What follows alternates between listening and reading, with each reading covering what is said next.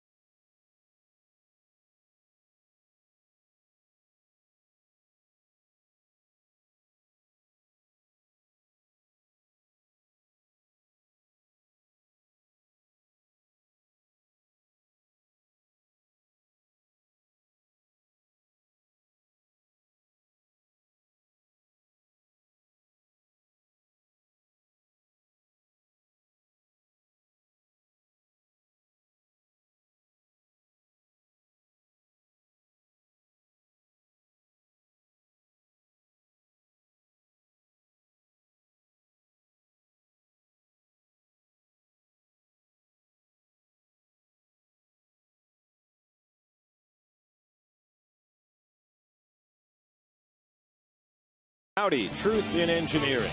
By Dunkin' Donuts. To get dunked, go to getdunked.com. By the Chrysler Jeep Dodge Ram Summer Clearance Event. These offers won't last long. Hurry in to your local dealers today. By HP, everybody on. By Nissan, innovation for today, innovation for tomorrow, innovation for all. And by PNC, for the achiever in you. Kids go free to Citi Field with the purchase of a regularly priced ticket. Up to 3 children 12 and under will get free admission to games through September 1st. That's a Thursday. Get to Mets.com/kidsfree for tickets and details. Who's Hot brought to you by McDonald's. I'm loving it. Troy Tulowitzki has had a big second half for the Rockies, who are otherwise going nowhere. The Dodgers are not going anywhere either, but Clayton Kershaw making a Cy Young bid. He had a great game against the Brewers yesterday, 8 scoreless innings. Curtis Granderson, 34 home runs this year, hitting .355 this month, as he has had a wonderful year up in the Bronx. The Mets trying to get a homestand off to a good start as they take on the Brewers here at Citi Field. Fans are ready. So is the grill. First pitch coming right up.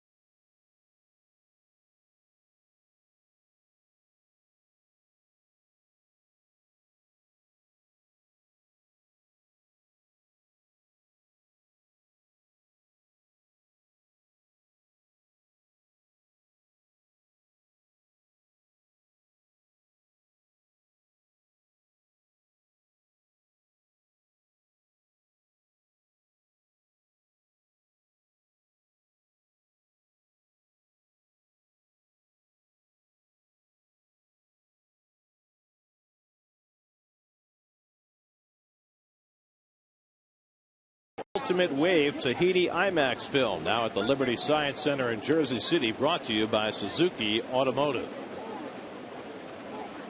Well, here at Citi Field, if things were going according to plan, Mets would be taking the field right now. However, there is some weather that is moving into the area, and there's rather a serious line of thunderstorms that's just off to our west, so it appears as though they are holding up the start of the game. And you can see grounds crew member on the phone there trying to figure out exactly what's going to happen. Now the pitchers are warmed up. They're both back in their dugouts and ready to go. But I guess the feeling is that they don't want to start this game, play half an inning, and then have a downpour after that. I wonder how the starting pitchers feel about that, getting all loosened up. And it's never a good thing to have more than one warm-up before going into a ball game. But there, as you said, Gary, I'm looking over at your computer. And watching the grounds crew members go and retrieve the bases, which is a sign that they're about to cover the field. Yep. So they're pulling up first base and second base. So that tells you that they do plan to cover the field, and they're now covering the home plate area.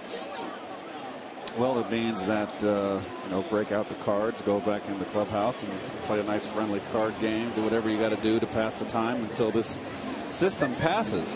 But the starters, it's got to be a little more difficult. Yeah, from a pitcher's standpoint, what you'd prefer is that they make this kind of decision before they start warming up, because now that they've gotten loose and gotten hot and ready to go, it's almost as though they've already started the game. And You know, if you have to sit for an hour or two, then that might have an impact on their availability. Well, it's a golden rule that you never want to get your starting pitcher warming up twice. So that's why a lot of times in lengthy rain delays, they don't come back. They go in for a shower, and there's the weather. It's getting a little dark. Hopefully it'll pass through quickly, but like Gary said, it is pretty heavy, it looks like. Just hanging over Jersey. Well, there's the current playoff picture in the National League, and right now the only real hot race is in the National League West, where the Giants gained a game on the Diamondbacks the day before yesterday. Well, there's a couple good races over there in the American League, but the National League, some teams have opened up. Some Phillies are just running away with it. That's a nice-looking youngster there. He found the TV camera. It's a ham. He's pointing at it. Oh my! Now he told his brother to make faces at the picture, at the camera. So told him to stick his tongue out. What he doesn't realize is that he's becoming famous for sticking his tongue out at the camera. There he is. He didn't know there was a camera down there, I'll bet. Those rascally wabbits. You know, the discoveries you make as a kid, sometimes it's a frog in a lake, and sometimes it's the lens on a camera. Nope. There's Sean Markham right there. I'm sure he's not happy. He's all lathered up. So the grounds crew is at the ready. They are now just about to unroll the tarp. So we're going to have a delay at the start of this game, the opener of a 3-game series between the Mets and the Brewers. And so we will be waiting here for the game to begin. Keith and I will be here to bring you every exciting pitch. But for right now on Pix 11, we're going to take you to this episode of Smash Cuts. Enjoy. We'll see you in a little bit.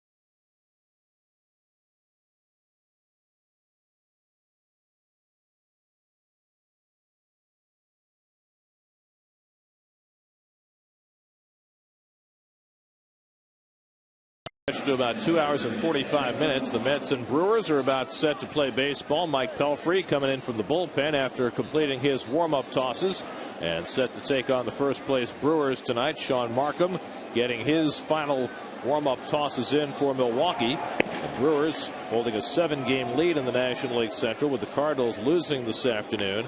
And Ron Renicky, who by the way is celebrating his 55th birthday, brings his Brewers to town, a red-hot team. Excuse me, Gary. I mean, a cough there kind of snuck up on me, but they are red hot. Won 19 of their last 22 and have taken command here in the National League Central. In their division, they are 36-19, so they've dominated their division. You know, sometimes it happens if you haven't talked for 2.5 hours. You know, it takes a while to turn your voice back on. Well, I'm ready to go, and I can see that. I remember rain delays like this a lot when I played. Sure. We used to start games late because of rain, or complete them late because of rain. And this one likely will stretch into tomorrow, but this is the only time that these two teams get together at Citi Field this year. So with the rain moving out, every effort made to play the game. And so we are about set to go. The lineup cards being exchanged at home plate. And here is the starting lineup for the Milwaukee Brewers, brought to you by Mazda. Zoom, zoom. Well, it'll show up anytime. Now, there it is. And that terrific 3 and 4 combination of the lineup. 2 MVP candidates, Ryan Braun and Prince Fielder. They anchor a Brewers lineup that is 6th in the National League in runs scored. They're without a couple of their key players right now. Ricky Weeks out with an ankle injury, and Carlos Gomez out with a broken collarbone. But with those two guys in the middle of the lineup, it hasn't mattered much who they have put around them. Well, look at the slugging percentage, and particularly the both on base percentages, Gary. That's just incredible right there to have that from your 3 and 4 hitters. And how do you choose between them if you're trying to mark your MVP ballot? Braun is 5th in the league in on base percentage and 2nd in slugging. Fielder is 2nd in on base percentage and 5th in slugging. Pretty much balanced each other out. Could cancel each other out. Who knows? Shades of 1988. 1988, the Mets had the 2 best MVP candidates in Darryl Strawberry and Kevin McReynolds. They canceled each other out, and Kirk Gibson won the MVP that year. Yep. Well, Mike Pelfrey taking the mound for the first time since his relief stint in San Diego on Tuesday night. And Mike has not won since back in July 27th when he beat the Cincinnati Reds. And that was kind of the high water mark for the Mets, if you recall, the 4-game sweep of the Reds. And he's looking to get back on the winning side. And the Bank of America Metropolitan defense made a lot of errors lately, coupled with a lot of pass balls. So the defense has not been a real strength of this ball club, a ball club that has obviously been hampered with major injuries to key players. Check out the keys to the game, brought to you by Cadillac. Visit Cadillac.com to find a dealer near you. Well, Mike's always given up runs in the first inning. That's been tough on him. He's got to throw a goose egg up there. And obviously the 3-4 hitters, you got to keep them in check. And the bullpen's got to get its act together. It's been struggling of late. Bullpen ERA in August is 5.73, and there really hasn't been anybody immune from that in that bullpen, with the possible exception of Jason Isringhausen, who was honored before the game tonight for his 300th career save that he achieved out in San Diego during the road trip. That was very nice to see. I saw that live, listened to your broadcast when I was laying on my couch. Well, glad you could tune in. We had a couple days where it rained. You know, we ran a text poll during the game on Wednesday to ask people about their viewing habits for West Coast games that start at 10 o'clock. Ask them whether they turn it off after the first 3 innings, after the first 6, or whether they watch the whole game. And half of the people who responded said they watched the whole game, even at 10 o'clock. Those are diehard Met fans. And you were one of them. Well, yes. I watched the last. I just happened to. I had a nightmare. I woke up. Mike Pelfrey about set to get things started as Corey Hart steps in to lead off. And at 9:56 p.m. we are underway at Citi Field, and the pitch is high for ball 1. So the rain delayed 2 hours and 46 minutes at the start, and it appears that the rain has moved out and should not be a problem for the rest of the night. Hart hitting at 267. And Pelfrey misses high with the fastball and quickly behind 2-0. Well, Hart has been moved into the leadoff role since Ricky Weeks, their all-star second baseman, sprained his ankle. And really not a leadoff hitter. Well, Weeks was having a terrific year, and they certainly miss him. But the Brewers have certainly thrived without him, most recently winning 19 of their last 22 games. And Hart lifts one out to right center field, and Baxter getting the start in right field, puts it away for the first down. So Mike from Whitestone makes the first play of the game. 1 out. Here's Nyjer Morgan, former Pirate and National, playing center field. He had been platooning with Carlos Gomez before Gomez went down with a collarbone injury. Lately platooning with Jerry Hairston Jr., whom the Brewers also acquired from Washington. And Morgan's having a good year, hitting .312. He's hard to walk. In fact, he has more hit by pitch this year than walks. Not too many hitters have that. 9 times he's been hit by a pitch, only 7 times has he walked. The Mets beat the Brewers 2 out of 3 in Milwaukee. And when we were there last year, a lot of guys weren't hitting on this ball club. Braun and certainly Fielder weren't one of them. Fielder had a big day, a big home run day, but Morgan was really not having a good season. He's off to a slow start. McGee, who is still not having a good season, wasn't hitting. Well, we mentioned it in our open as Morgan, it's a slow ground ball. Tough play for Harris against Morgan's speed, and he gets it out of his glove just in time. Really, Harris uses that second baseman's mitt that looks like an outfielder's glove, and sometimes it's hard for him to get the ball out of that thing. That is a big glove for particularly a second baseman, a middle infielder. But the Brewers really are not winning with offense right now. In fact, they just finished off a 6-1 homestand, and in the 7 games they scored only 19 runs. And they scored 6 of those runs in the first game, 13 in the next 6, and yet they went 5-1, which tells you they're getting great pitching right now. Here's Ryan Braun. Braun's second in the National League in batting, just 7 points behind Jose Reyes, who is frozen on .336. Braun at .329 in the first pitch slider, grounded down to third, and David Wright boots it. Routine play for David, and the error prolongs the inning. Well, a little bit of a layoff here. It is routine, and he just flubs it. That's all. It happens. He used 2 hands. I had just taken his eye off the ball a little bit before he took it out of his glove.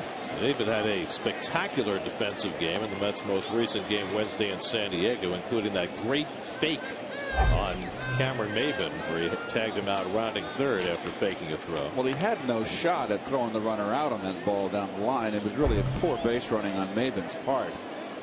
9th error of the year for Wright, so Fielder bats with a runner aboard. And a big cut at the fastball by Fielder, 0-1. Here's that play from Wednesday. He can't throw anybody out from there. And Maybin that's just embarrassing. And a nice play by David, taking advantage of a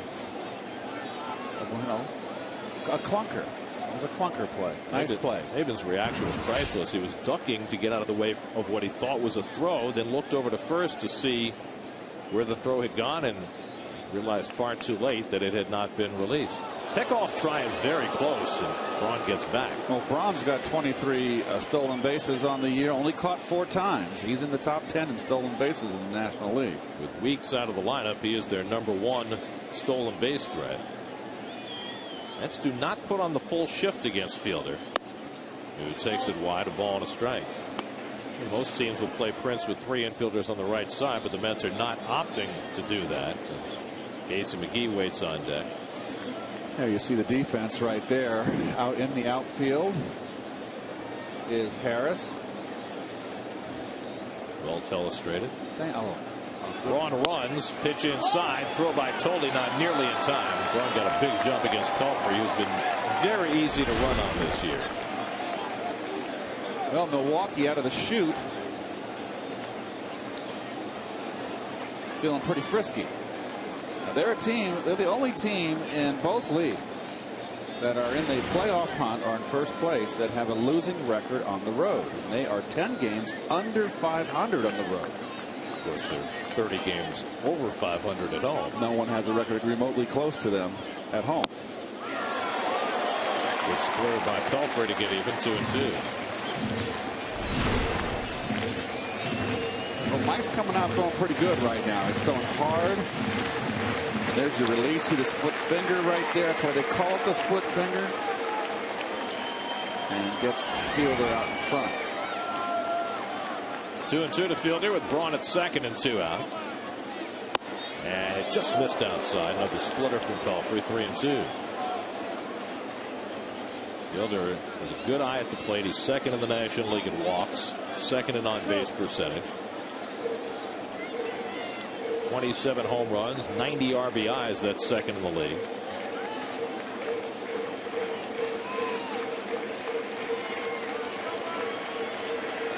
Three-two from Pelfrey.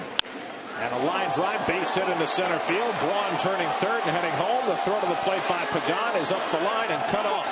It's an RBI single for Prince Fielder. The Brewers take advantage of the right error and take an early 1-0 lead. 91st RBI for Prince.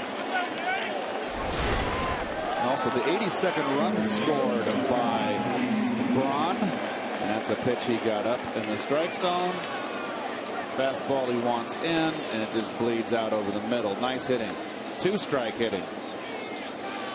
First run of the game brought to you by the all-new Chevy Cruze. Find the Cruze and 9 other Chevy models with 32 mpg at ChevyOffers.com. I don't think Pagan had any chance to throw Braun out at the plate, but Angel's throws lately have been way offline. I don't know if he's doing something mechanically or if he's, I don't know what it is, but the last 4 or 5 times that Angel had made throws, they have not been even remotely close to online. And that one would have been 20 feet up the first baseline if it hadn't been cut off. There's Jose. McGee fouls one off, and it's 1-1.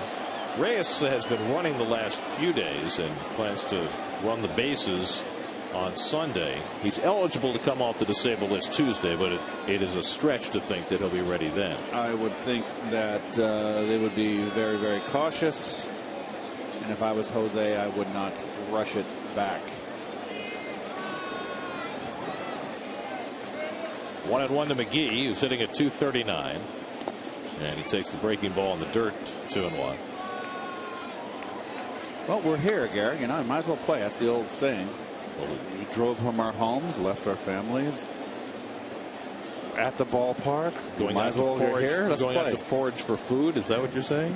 Let's just play it. We're here. Well, we are playing it. The game's already starting, Keith. I'm very happy about that. 2-1 to McGee. And he flares one to right field. Baxter's going to play that ball on a hop. And Fielder will go first to third. So a couple of 2-out hits for the Brewers from Fielder and McGee after Wright's error opened the door. A run is in, and now they have first and third and 2 out. Well, a little flare here. That's a fastball, inner half. Wanted it away. Mike, who started out red hot, I felt throwing hard. Now it's kind of getting some pitches over the middle.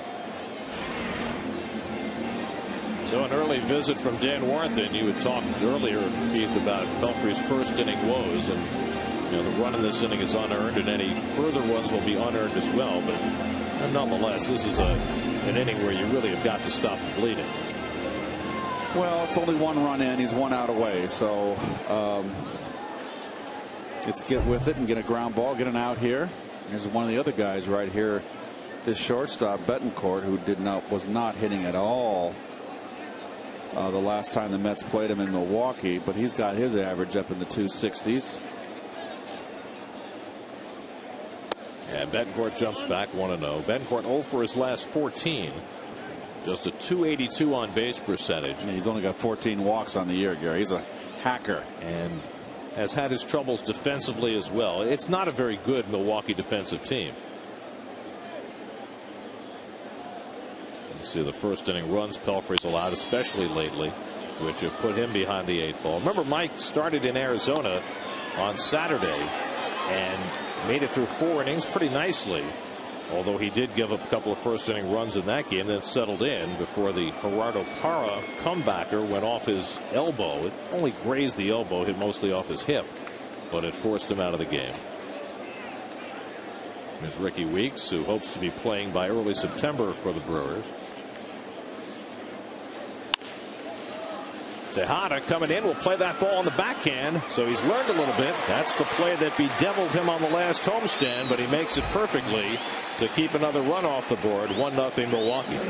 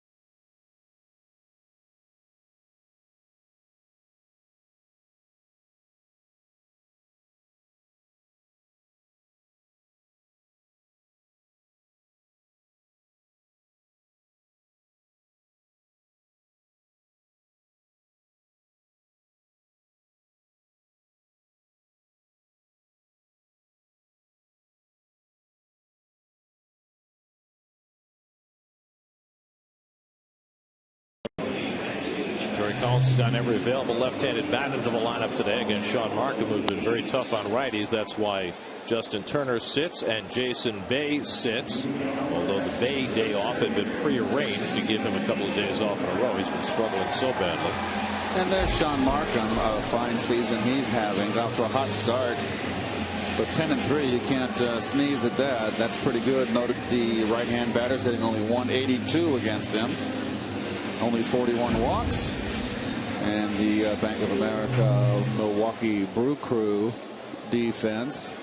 It's a lot of errors for an infield, is it not? We were talking about that at the top of the inning. Well, fielders made more errors than any major league first baseman. Casey McGee leads the National League third baseman in errors, so it's not the tightest defensive infield, although Craig Counsell gives you a little upgrade there. He's played very little at second base this year. Angel Pagan had a good road trip. He had 345 in the 6 games. And he's been on base 14 consecutive games as we start this series. Markham, reason probably, he's got a good changeup, gets a lot of lefties to roll over ground balls on the right side of the infield. But he's a guy that works fast, Gary. With the game he pitched in Milwaukee, he throws strikes, he goes after hitters, works fast. Pitched 6 scoreless innings against the Mets in Milwaukee on the 7th of June. Allowed just 2 hits in that game, although he walked 4. That's a game the Mets won 2-1 on a Jose Reyes triple late in that game. Mets took 2 out of 3 in Milwaukee against a team that has lost only 1 other home series this year. Willie Harris on deck, then David Wright. After an unearned run, put the Brewers in front of the top of the inning. And Pagan slaps one the other way, and that's a foul ball.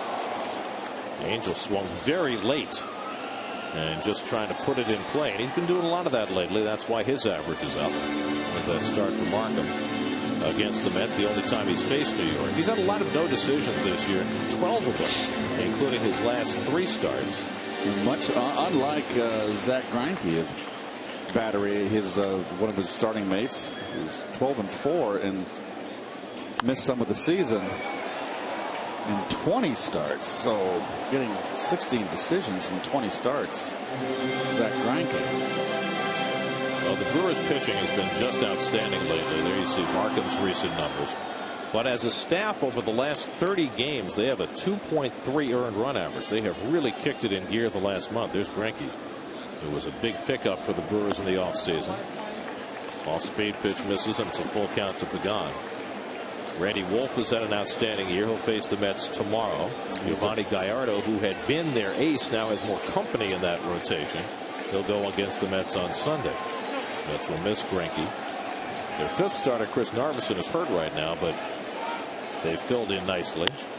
Pulled to the right side and into right field, a base hit. That's an outstanding turn at bat for Angel Pagan to get the Mets started. He's now reached base in 15 straight games. Well, fastball wants to come inside. You can see the catcher set up in, and it's up and in. And give credit to Pagan right here. Nice hitting. So the Mets get the leadoff man on. Now Willie Harris, starting for the second straight game at second base. We've talked a lot about Justin Turner's, I don't want to call them injuries, but he's been banged up, legs, his hip.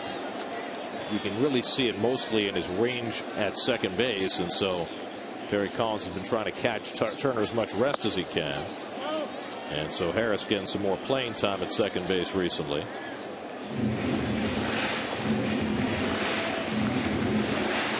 Harris had a couple of hits on Wednesday. Much needed for him, hitting a .244 for the year. Pagan really opens up, almost facing second base when he gets ready. Not this time, of course. He's not quite there. He gets that little bit of that turn of his hip towards second base. 25 steals. Moving up in the National League.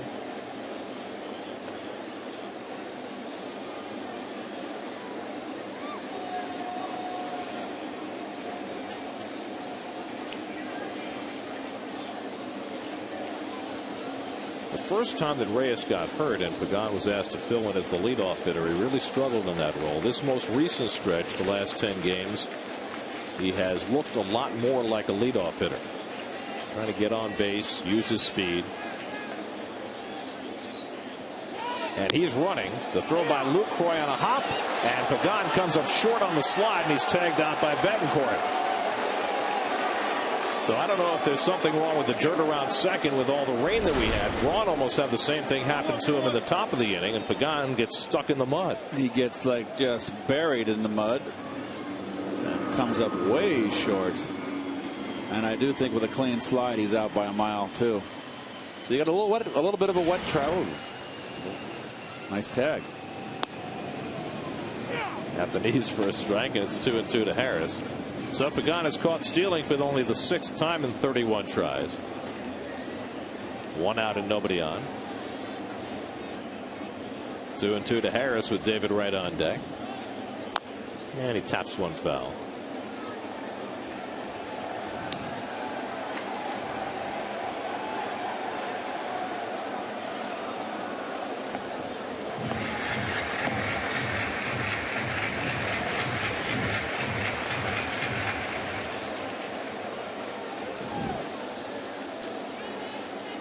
Again, the 2-2, and Willie takes low and in, so Markham's gone to a full count on each of his first 2 batters. It's not a formula for a long outing. He had the same thing happen to him against the Mets in Milwaukee. That's why he only went 6 innings in that game, threw a lot of pitches early in the game. And Harris keeps the at-bat alive. Notice in his windup, Markham, he keeps the glove really spread open and maintains that openness of his glove when he goes into his motion. And I got to believe that someone instructed him a long time ago. He's probably tipping his pitches really spread wide open and stays wide open. And the theory there is that if you close it and then change your grip for the changeup. Well, like Rusty Staub, my former teammate and great friend, always used to say one of the most prevalent tips for tip-offs that a pitcher gives is having a closed glove and going in to dig in for the breaking ball grip, opening the glove. Harris breaks his bat and pops it up. Counsell, the second baseman, has it, and there are 2 out. Throw that on the fire. So we see more and more bats breaking and splintering today.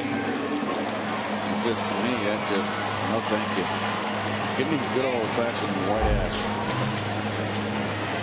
Although in defense, I think it's gotten a little better than it was a couple of years ago. They put in some higher standards for those maple bats. But it's just that they break so violently. Hey, just let me have a white ash bat. Let me groove the grain and bone the bat against a porcelain sink. David Wright hits one out to center field. And Nigel Morgan right there. And so Markham, after the leadoff single by Pagan, he's caught stealing. And he's through the bottom of the first. 1-0 Milwaukee.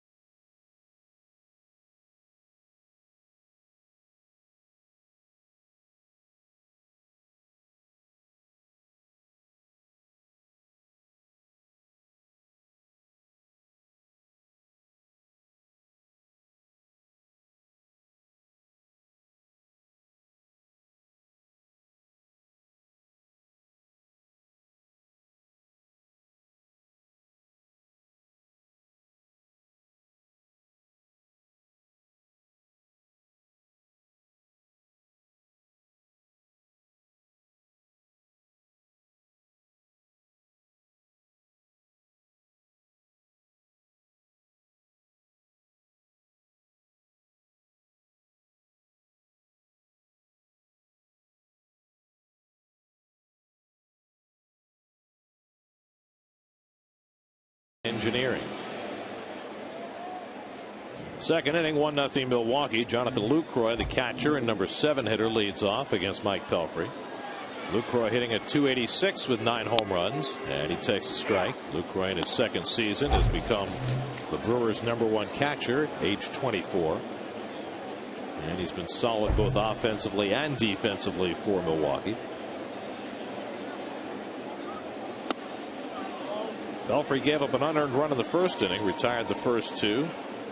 David Wright made an error on a routine ground ball by Braun, and the Brewers cashed in. Braun stole second, and Prince Fielder brought him in with a 2-out hit. And Lucroy lifts one out to left, where Jason Pridey's playing tonight. One away.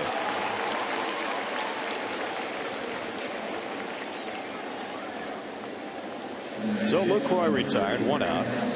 And 40, soon to be 41-year-old Craig Counsell will bat. He'll be 41 day after tomorrow. By the way, it's a big day for birthdays today. Ron Darling, our partner, is off because it's his birthday, and we gave him his birthday off. I didn't realize Ron was that old. 51. He's still the youngster in the booth. Looks much younger. Maybe he uses your products. Counsell takes inside. Chris Capuano, the Mets left-hander, is also celebrating a birthday today. He's 33. And we mentioned the Brewers manager, Ron Renicky, 55 today. Counsell recently recovered from an historic offer.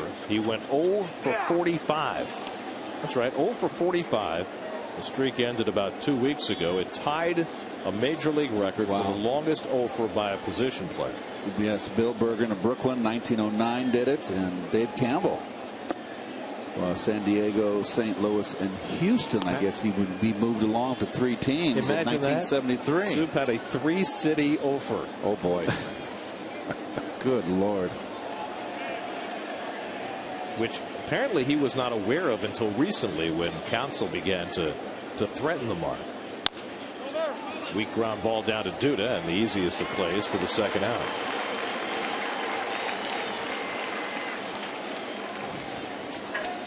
So 2 out and nobody on. Now the pitcher Markham, who has 7 hits this year.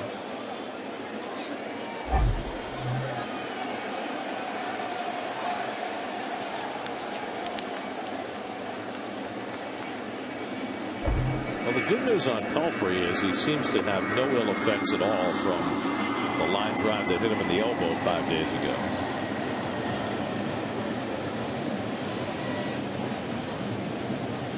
And I think that was the point of pitching him on Tuesday night in San Diego. This is the shot by Parra that hit him off the elbow. Mostly grazed the elbow and got him on the hip.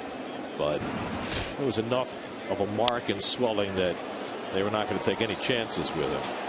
So they took him out of the game at that point. And as you said, did a little relief work. Inning of work in San Diego. Just 8 pitches worth, 3 batters, gave him a couple of hits.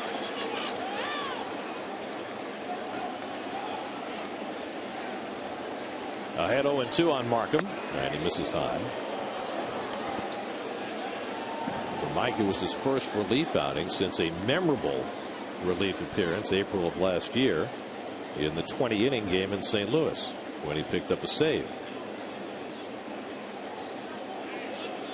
You remember the Cardinals were down to using position players on the mound in that game. That's a Joe Pignatano jersey. How about that? Joe, longtime Mets bullpen coach.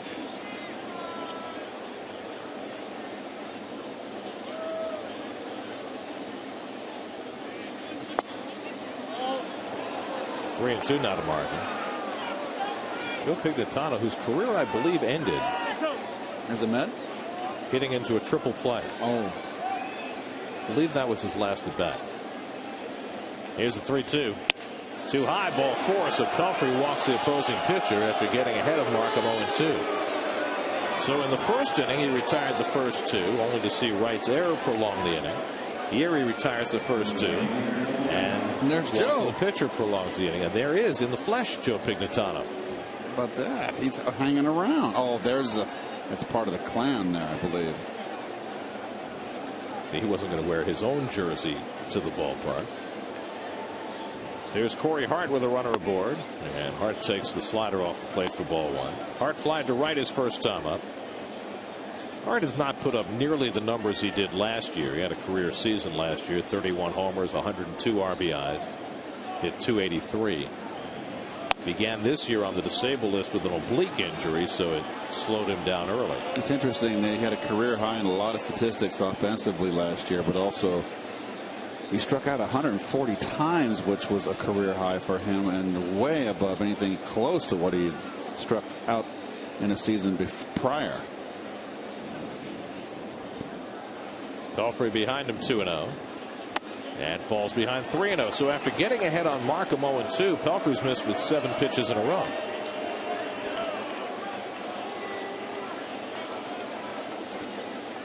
Nigel Morgan waiting on deck. It was September 30th, 1962, Joe Pignatano's last at bat in the 8th inning. A fly ball that was turned into a triple play. So some base running blunders. But that was such a Metsian thing to do. A 62 Metsian thing to do. Of course, Joe was the bullpen coach at Old Shea Stadium and was the guy that tended to all the tomato patch out there. There were some great tomato plants in that right field bullpen. 3-1 to Corey Hart. And that's a strike, much to Hart's displeasure.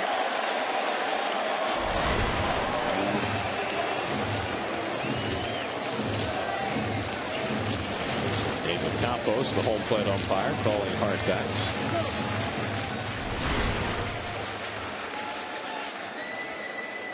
That's a strike. That nipped a little bit of the outside corner. So Markham will run 3-2 and 2 out. And Hart fouls it off.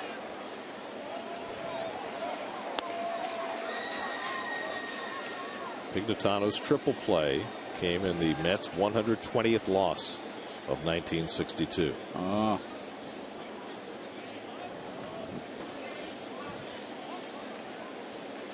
I'd like to see how a fly ball to the outfield turned into a triple play. Well, I think it was runners at first and second. They were probably running on the pitch. Strike 3 called. So Hart twice in a row is heading to first base. And both times Angel Campos said strike. And Hart better watch himself or he won't be long for this game. First strikeout for Pelfrey, 1-0 Brewers.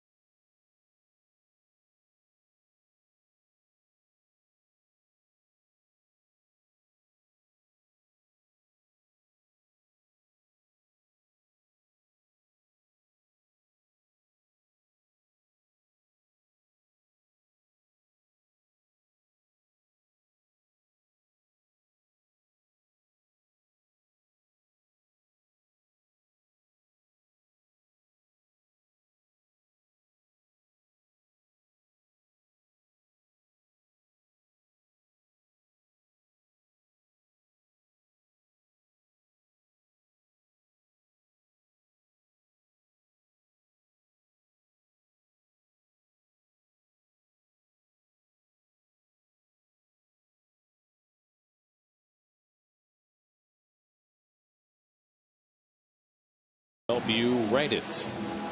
Well, the rains have cleared out. It's a nice looking evening now at Citi Field after a rain delay that stretched nearly 3 hours. And amazing the drainage these days, that there are no puddles anywhere to be seen after all those hours of rain.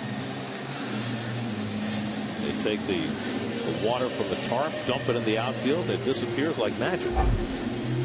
Just like our highways. Where are you driving these days? Lucas Duda leads off in the home second. Lucas had a good road trip, couple of home runs, one in Phoenix, one in San Diego, and he went over the fence on Wednesday in San Diego, and Kyle Blanks made a great play to pull it back from what would have been an opposite field home run. Lucas now at 280 on the year, and Markham falls behind him 2-0. Duda's been hitting cleanup these days with this depleted Mets lineup and playing first base, although there's going to be a time, and it could come as early as tomorrow, that he's going to get some more time in the outfield.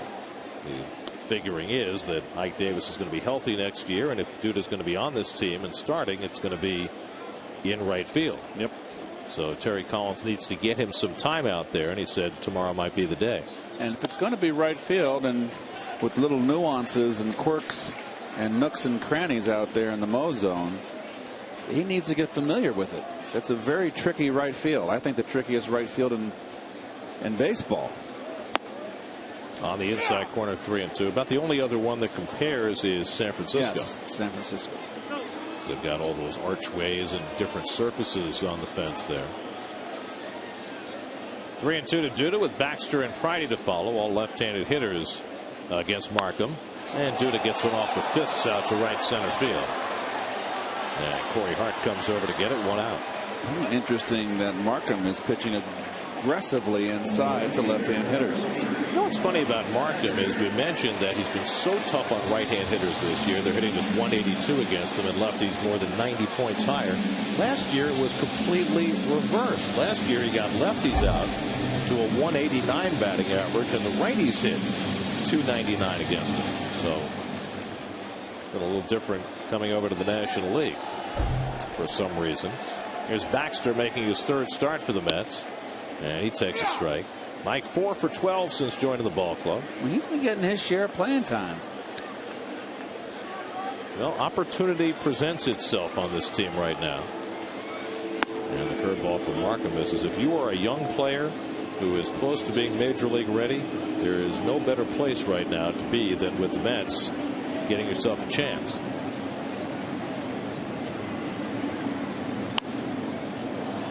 With 39 games to go, including today, that is the main task for this organization, to see what they've got and see what they need.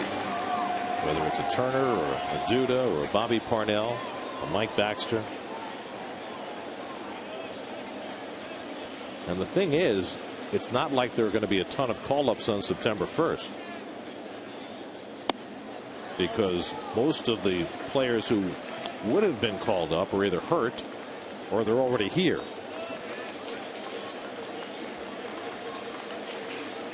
Here's the 2-2 from Markham, and Baxter is down on strikes. Good changeup by Markham to get him. His first strikeout. Well, sinker kind of drops out. Got him out in front. That's the circle change. The index finger forms that circle on the inner part of the ball. An interesting rotation on the ball, too, that creates. Nice pitch. So 2 out and nobody on. Now Jason Pridey, who had himself a nice road trip both offensively and defensively, pops the first pitch up, and the third baseman McGee waiting for it, and a 1-2-3 inning for Sean Markham in the second. After 2 at Citi Field on a rain delayed night, it's 1-0 Milwaukee.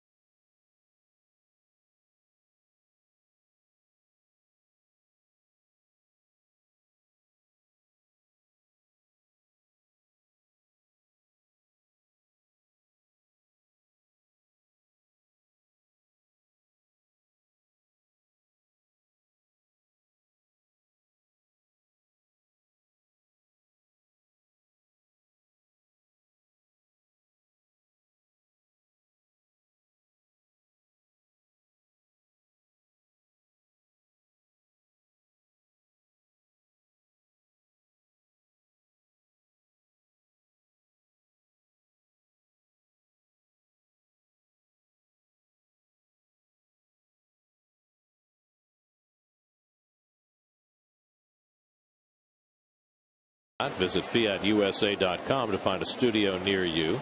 National TV tomorrow here at Citi Field. We'll be back with you on Pix 11 Sunday afternoon. SNY in Philadelphia Monday, Tuesday, and Wednesday, and then back to Citi Field Friday night when the Mets take on the Braves. So the Mets are playing 9 straight games against teams that are in postseason position. Milwaukee, Philadelphia, Atlanta. So a good proving ground for this Mets team. Nyjer Morgan takes a strike, and it's 0-2.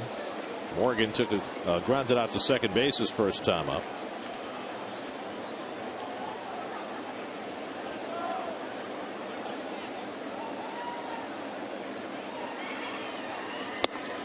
The Brewers, the Phillies, and the Braves all have fairly substantial leads in their division or in the wild card. The closest race in the National League is in the West, and that is status quo tonight for the second straight day. Both the Diamondbacks and Giants lost.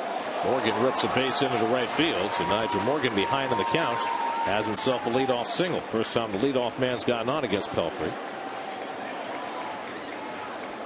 The Diamondbacks were beaten by the Braves. Derek Lowe 4-2. 3 home runs, Michael Bourne, Brian McCann, and Chipper Jones for Atlanta. And the Giants got shut out by Wandy Rodriguez and the Astros 6-0. That's now a final. Chipper Jones now a couple home runs in a couple days. Keith, the Giants just can't score. And Beltran hurt, not in the lineup. That's the second straight day they've been shut out. They were shut out by the Braves yesterday, 1-0 behind Mike Minor, and now they go to Houston and get shut out tonight. It's so hard to repeat. It just just shows you as good as Atlanta is, and Atlanta's on a way for 90, maybe 95 wins. And Philly, my goodness, they just keep rolling. They've got 81. If they win tonight, they're ahead. It's going to be their 81st win. There goes Morgan. The pitch upstairs. Toley's throw is high, and Morgan steals the base. His 7th of the year. Steals it easily here. A great jump. Pelfrey not fast home. Nothing Josh could do. Now, Pelfrey has just been tattooed by stolen bases this year. That's 23 steals in 25 tries with Pelfrey on the mound this year. The second for the Brewers tonight. So they clearly came into this game thinking about stealing against Pelfrey, and they've been successful twice already. So Morgan in scoring position with nobody out. 1-0 to Braun, who reached on an error and scored the only run of this game.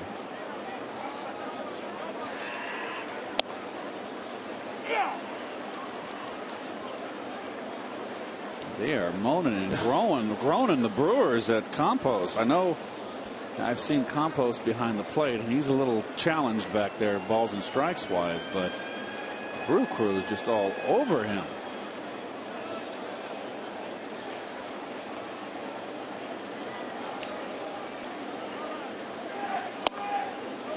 And Braun takes a strike. 1-2. Prince Fielder waiting on deck. Brewers signed Braun to a long-term contract. Basically to be a Brewer for life. Fielder, on the other hand, free agent at the end of the year.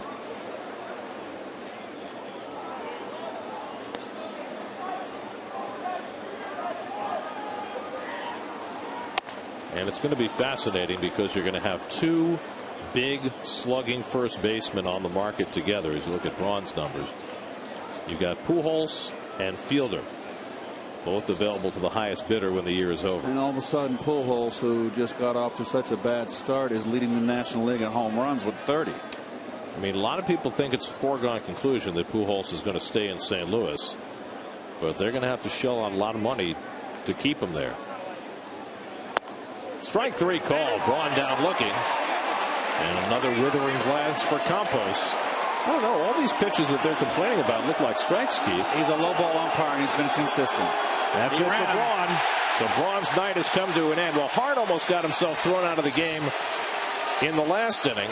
And now Braun argued a little too long, and he is ejected. Well, I read his lips. And it wasn't a real violent argument, but it was the language that was used that got him run. Not a very happy birthday present for Ron Renicky. Well, he's got to defend his player, one of his star players.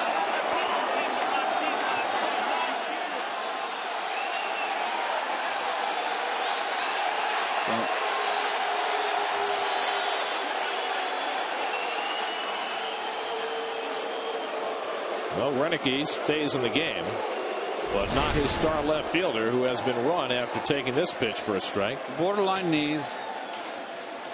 Too close to take.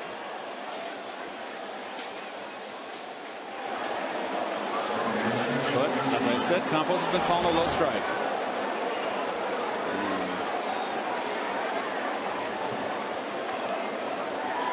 Well, Braun gathers his bats and his equipment and heads for the tunnel. Now fielder, and he takes inside for ball one.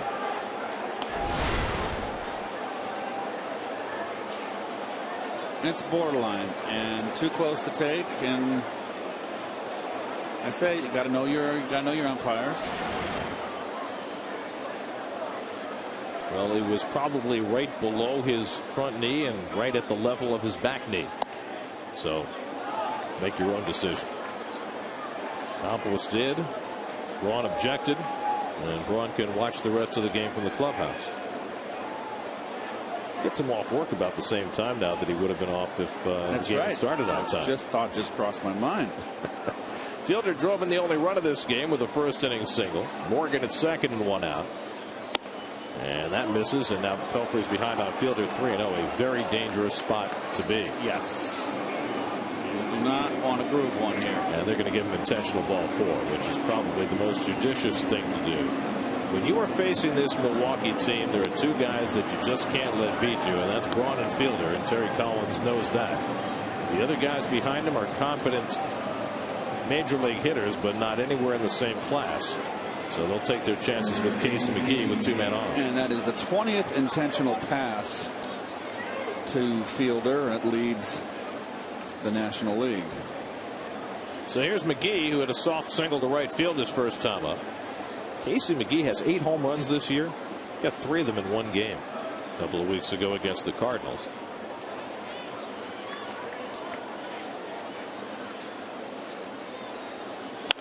Rounds one down to third. Nice backhand pick by Wright. Out at third. The throw across in time for the double play. A nifty play by David Wright to start the 5-5-3 double play. Nice backhand.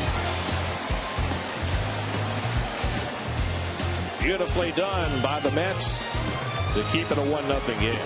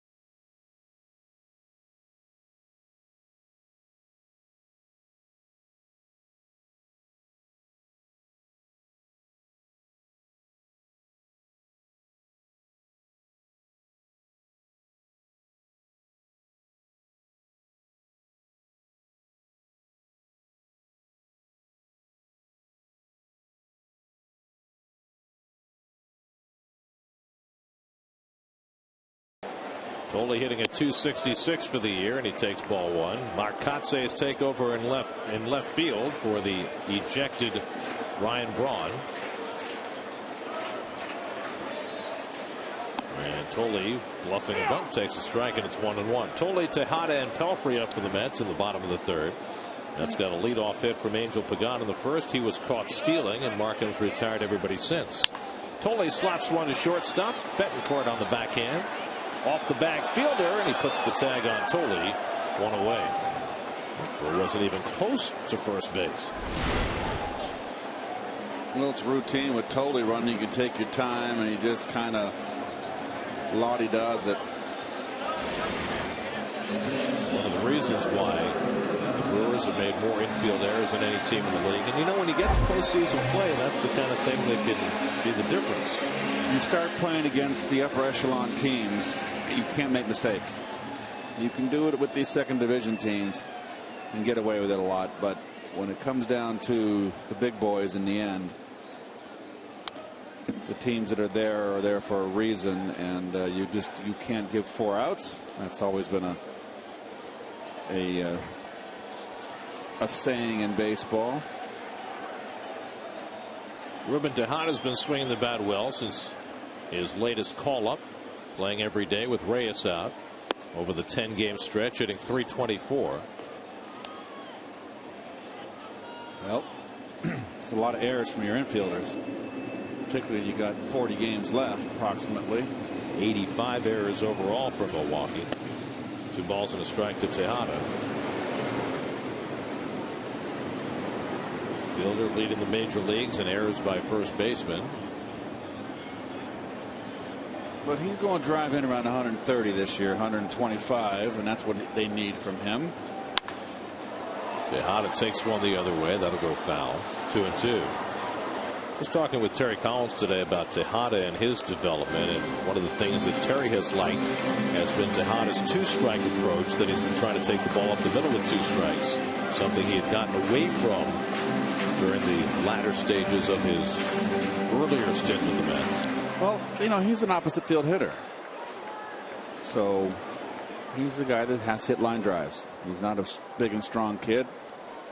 He's got to do the little things, as we've always said. He's got just a little bit of a long swing. He needs to find a way to really become more compact with his swing. And there have been times when he has gotten away from the idea of being who he is, tries to muscle up, and he's just not that kind of player.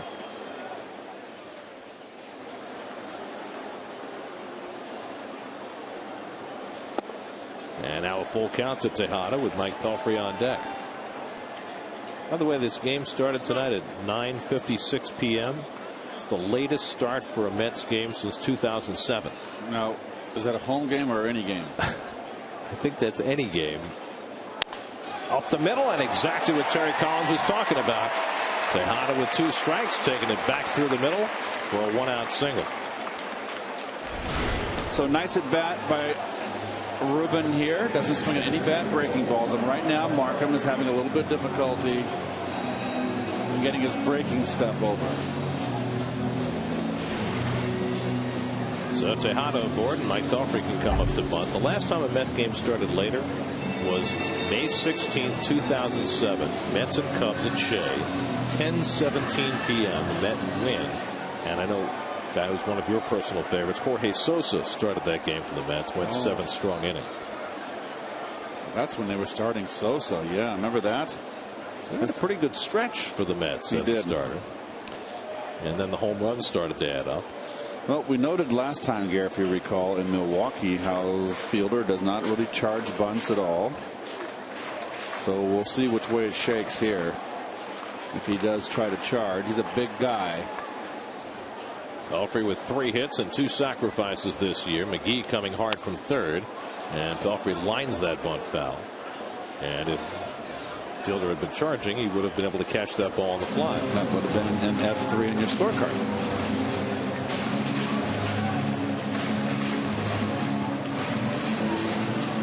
It would have been a BLF3 on my scorecard. Bunt, line, foul. Really? Yeah. Well, that's too complicated for me.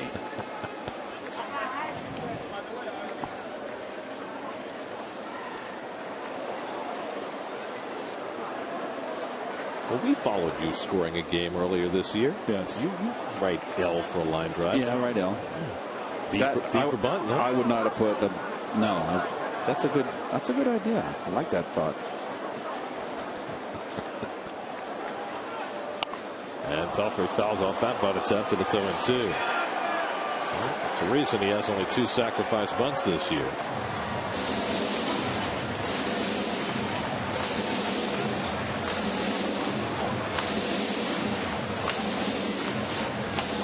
Well, they practice a lot with bunting. Collins is a stickler on fundies, Terry down there, and you know, it's a different thing when the pitcher's out there throwing curveballs, sliders, and change-ups. Bunted foul at the plate, and that's strike 3. So Pelfrey is a strikeout victim, unable to move the runner. Second strikeout for Markham. Well, that's an interesting question, because Terry was talking about that the other day, about how it's different when you're in the game and pitchers throwing. So why wouldn't you have your pitchers every once in a while take bunting practice against a live pitcher? Well, you got to save your arms in the course of a season, and you maybe have your coaches or your BP pitchers throw breaking balls. To me, the very few times I had to bunt in my career, I was terrified to bunt a breaking ball, because I just sped things up because I wasn't an accomplished bunter. Now, a guy like Bud Harrelson, that would have been a piece of cake. Buddy would have told you a breaking ball was easier to pitch the bunt because Buddy slowed it down. Pagan had a base hit to right field his first time up, then was caught stealing. Batting with Tejada at first and 2 out. Mets down a run in the 3rd. And a fastball strike from Markham, 1-1. Well, 86-mile-an-hour fastball, that's not much on it. I got to believe he's throwing a little harder than that. Willie Harris on deck. By the way, you had 10 career sacrifice bunts. I did. That must have been when I stunk. Early in your career when you were young. When Red made me bunt. I did Shandy's, of course. Davey never made you bunt, did he? No. Whitey did once. There's a good fastball from Markham, and it's 1-2.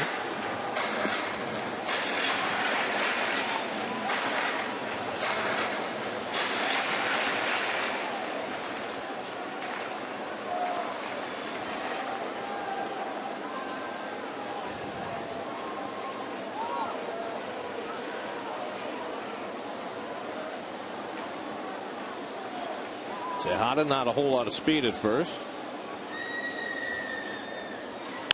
And Pagan floats one foul. Very quick home is Markham. He just gets rid of the ball in a hurry.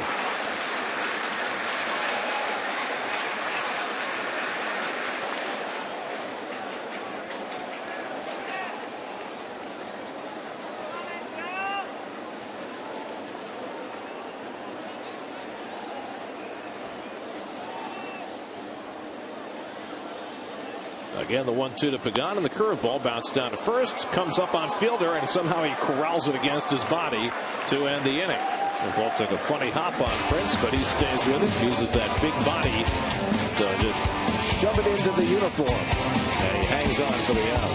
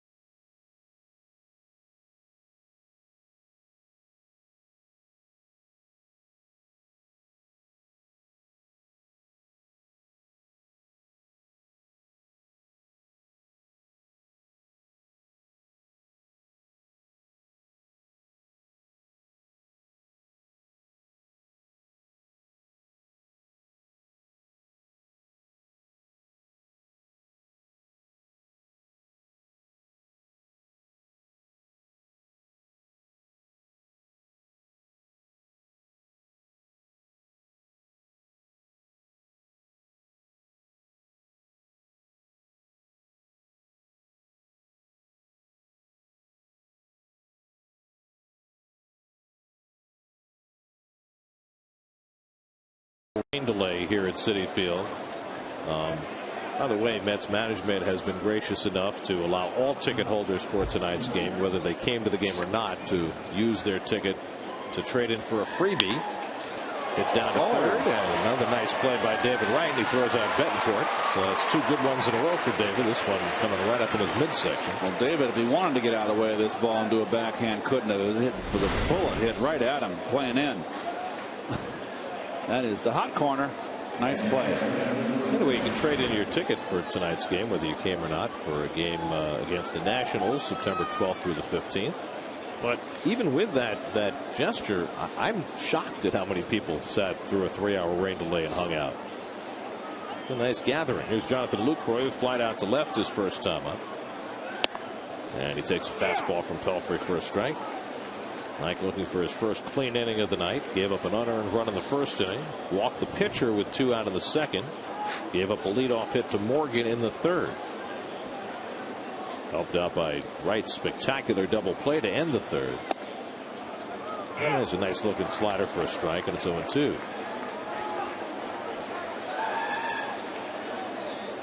Red Sox and Yankees both won tonight. Boston beat Kansas City 7-1. Jared Saltalamacchia had a big 3-run homer. Russell Martin hit 2 homers for the Yankees. They beat the Twins 8-1.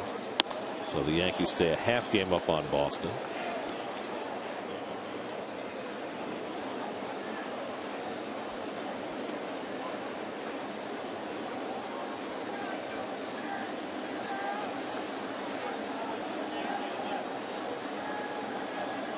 Now the 1-2 to Lucroy, and a little bouncer for Willie Harris. Gets a nice easy hop to work with, and quickly there are 2 outs. Weekdays this fall at 4, Anderson Cooper comes to Pix 11 with his fresh new take on talk, followed by the all new Pix 11 news at 5, starting September 12th on Pix 11. So 2 out and nobody on. Now Craig Counsell. The most important game in the American League today was Detroit and Cleveland. The Tigers beat the Indians 4-1 behind Max Scherzer, and they now lead by 2.5 over Cleveland in the AL Central. That was the closest race of meaning in baseball going into the day, and by that I mean not the Red Sox Yankees, where both teams are pretty much guaranteed a route into the postseason. The ball and a strike to Counsell. Counsell grounded out to first base his first time up.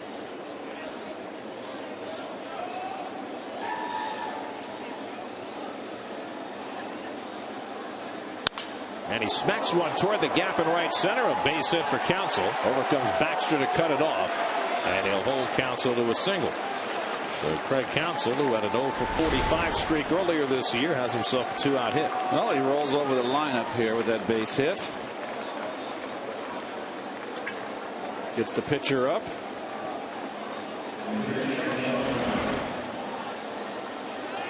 Fourth hit off Mike Pelfrey, so Sean Markham, who walked his first time up, will come to bat.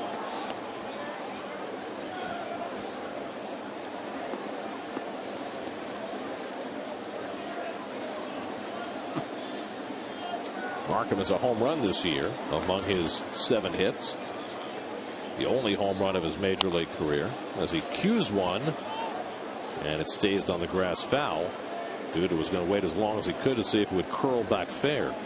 Sometimes you hit that ball right off the end of the bat. It's got enough spin, it can come back into fair territory. And it rolls off the lip of the cut on the grass. You're right, it can roll back in.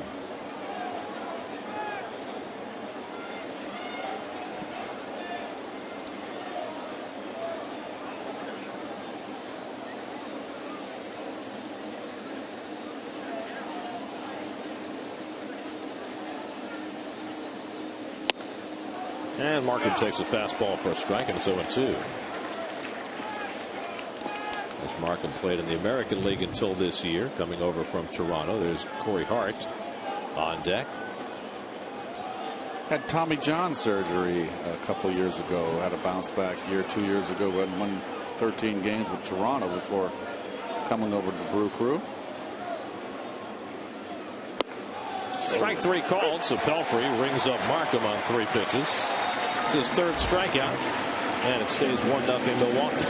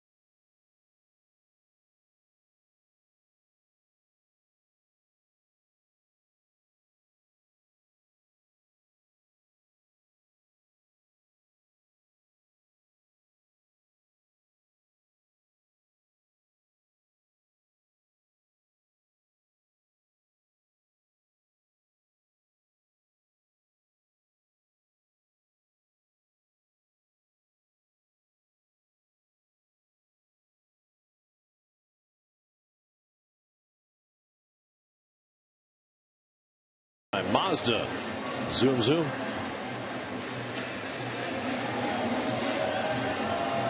Mets will come to bat in the bottom of the fourth inning, trailing 1-0. Willie Harris, David Wright, and Lucas Duda will try and break through against Sean Markham, who's held the Mets to 2 singles over the first 3 innings.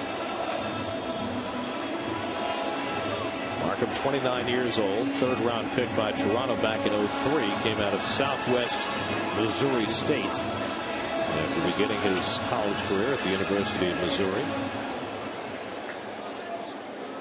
Grew up in that part of the world. I believe he was born in Kansas City, where everything's up to date. Willie Harris hit a broken bat pop up to second base his first time up.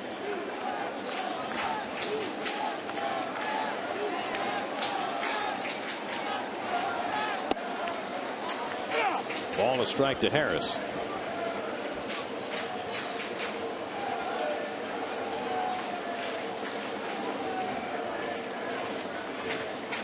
And there's the curveball from Markham for a strike, 1-2. You know, we've talked a lot about the Brewers pitching tonight and the fact that they have had such a great run of things. And, you know, you look at their overall numbers, and the Brewers are 7th in the league in staff ERA, which is pretty good. Harris dribbles one, and Markham will take it himself for the first out. But what's really characterized them is their strikeout to walk ratio. They have the 2nd fewest walks and the 3rd most strikeouts of any staff in the league. And you look at that rotation, and Narveson is the 5th guy, and he's hurt right now. But the other 4 guys have all been very, very solid. Well, the 4 guys in double digits. No, Wolf's been around a long time. He's also a Met killer. Just hate to bring that up. And Zach Greinke, after coming off the injury, missing a little bit earlier, he's been terrific. So, hey, you know what? It's always been about the pitching, Gary. David Wright takes a curveball off the plate. David flied to center his first time up. We got out of the way of that steroid era where everything was focused on home runs. Notice in the paper Mike Jacobs got caught with a little HGH and suspended for 50 games. Former Met. Well, that's a very significant development. Jacobs getting caught testing positive for HGH, which is tested for with a blood test in the minor leagues, and it's the first professional athlete in North America to actually fail a test for HGH, and it's a major development because it means that you proves to some people that there's a viability to that test and that it might someday be used in the majors. Wright rips one foul, 2-2. Up until now, there's been a lot of doubts about the efficacy of that test. Right. And even now, you know, Jacobs admitted that he did use HGH, and they say that the test is only effective if you catch the guy within 48 hours of actually using it, which means that you have to have surprise testing for it to be effective at all. So do you want to take a chance on being 86th for 50 games without pay? Big risk. Well, 50 games the first time, 100 games the second time. That's the way the rules are written now. Yep. 3-2 to David Wright, and it's outside on low ball 4, and the Mets have a 1-out base runner. First walk given up by Markham, who's averaged about 2.5 walks per 9 innings this year. But, you know, for all the self-accolades that baseball has given itself for its drug testing program, that's the one big hole, is that there is no test for HGH, and there's no telling if or how many major league players continue to use it. And it's great that they have the testing in the minor leagues, and that's what felled Jacobs. And I thought it was also interesting that the Rockies, who employed Jacobs, released him as soon as it was announced that he failed the test. So he'll serve that suspension only if somebody else picks him up. Lucas Duda flied to right his first time up. Well, that would be wonderful that there would be a no tolerance coming from ownership. But certainly a minor leaguer does not have any chips on his side. If it's a star player, it's not happening where they're going to release him. Ouch. And that one catches Lucroy right in the mask. 0-2. Thought I got him right below. Let's see. Oh, we got him in the mask. Never fun. Quickest way to the big leagues, but boy, oh boy, a lot of aches and pains being a catcher.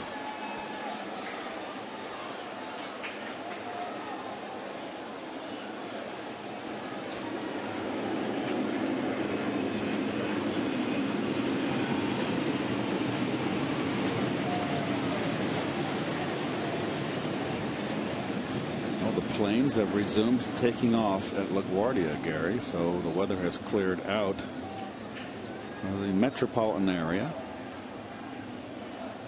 Is that a promise? Doodle lays off the changeup, and it's 1-2. It's moving east. Due east or northeast? We'll find out. You're pulling it up right now. Your trusty weather map. The weather map was pretty crowded earlier tonight. It's pretty ugly. Yeah, it's around Mid-Island right now.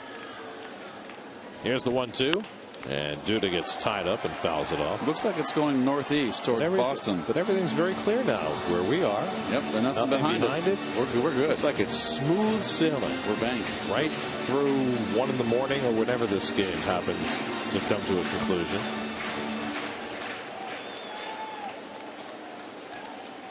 Looks like it's going to get the North Fork out there on the eastern Long Island and miss the South Fork. Your tomatoes need water, don't they? Here's the 1-2, and the curveball popped up into left center field. Nigel Morgan is in to grab it for the second out. A very slow curve from Markham that time had Dude out on his front foot. So 2 away. Wright still at first, and now Mike Baxter, who struck out in his first at bat. The Mets are trying to break a very odd streak that has plagued them this year. This is the Mets' 10th homestand of the year. They have lost the first game of each of their first 9 homestands. It's almost incomprehensible. Yes.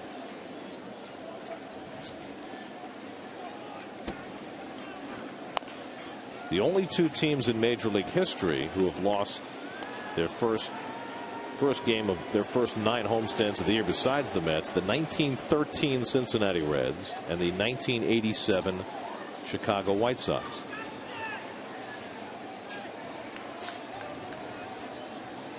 You would think the Cubs would be in there somewhere, coming off a road trip where they play the old Cubs before they had the lights, playing 10 days on the road, playing night games and having to come home on an off day and play a day game. Yeah, but those things are no better for the visitors than they are for the Cubs.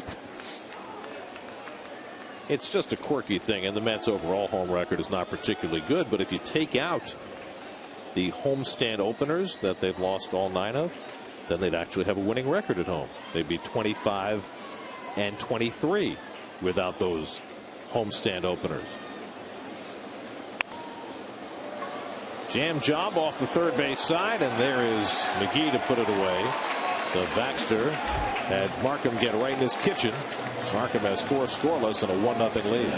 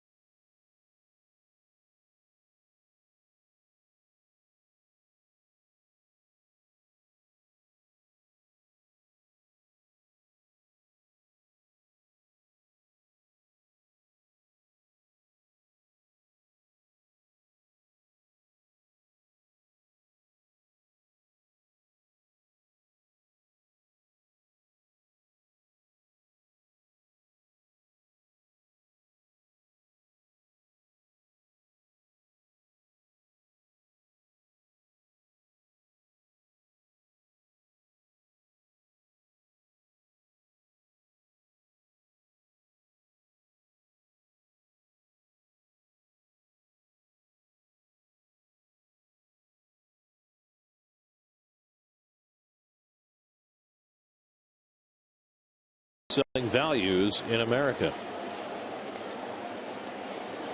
Mike Pelfrey's allowed just an unearned run tonight. That's enough for the Brewers to lead 1-0. Top of the batting order, Corey Hart leads off in the 5th. Hart, Morgan, and Kotsay, the 3 hitters due for Milwaukee. And Hart first pitch swinging, bloops one down the right field side, and that'll fall for a base hit. Hart on his way to second as Baxter digs it out, and Hart slides in safely with a bloop double. 14th double of the year for Hart. Well, not much you can do here. It's a hanger. And that's what gets Mike in so much trouble, even though that's a very fortunate double. But doesn't have consistency with his breaking stuff. That's the first extra base hit for either side. And now Nyjer Morgan, who singled and stole a base in the 3rd inning, 1 for 2. And the Mets have to play in at the corners. Morgan is always a threat to bunt. And he pulls one foul. Well, baseball is only Morgan's second love. His first was, well, it involved skates. That's Nyjer Morgan about 12 years ago, skating for the Regina Pats of the Western Hockey League. Grew up in California, watched the '88 Olympics on TV when he was 7 years old, and asked his dad if he could play hockey, and wound up playing major junior hockey in Canada before starting his baseball career. Looked pretty good on skates. Not to be confused with Lonnie Smith. No, he was just skates. He didn't need the blades. Those are his junior hockey totals. 10 games, 2 goals, 35 penalty minutes. Spent a lot of time in the box. Drops down the bunt. Pelfrey is going to go first with it. That'll go as a sacrifice for Morgan, 1-4, moving Hart to 3rd. And it would have been Braun up here. Nice bunt, number 1, but it would have been Ryan Braun coming up right now. But he's been ejected, and it's going to be Mark Kotsay. So the sacrifice for Morgan, the equivalent of forechecking. Anything to help produce a score, even if it's not your own. So here's the veteran Kotsay. Mets bring the infield in.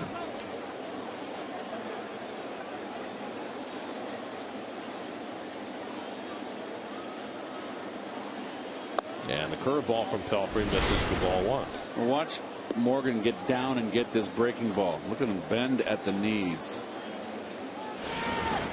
Well, you don't see a lot of that these days, do you? No. Good technique.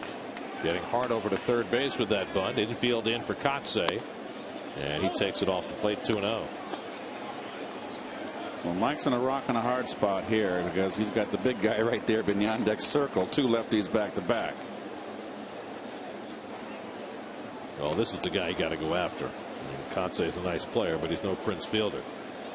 Now 35 years old. And Pelfrey's now behind him, 3-0.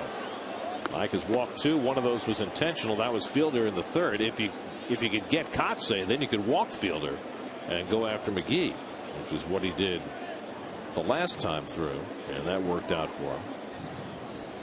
Kotsay began his big league career in '97 with the Marlins. And a 4-pitch walk. Well, that's not the guy you wanted to pitch around. It sets up the double play possibility, but it brings up an MVP candidate in Prince Fielder. Fielder is driven in the only run of this game with a single to center in the 1st, then drew that intentional pass in the 3rd.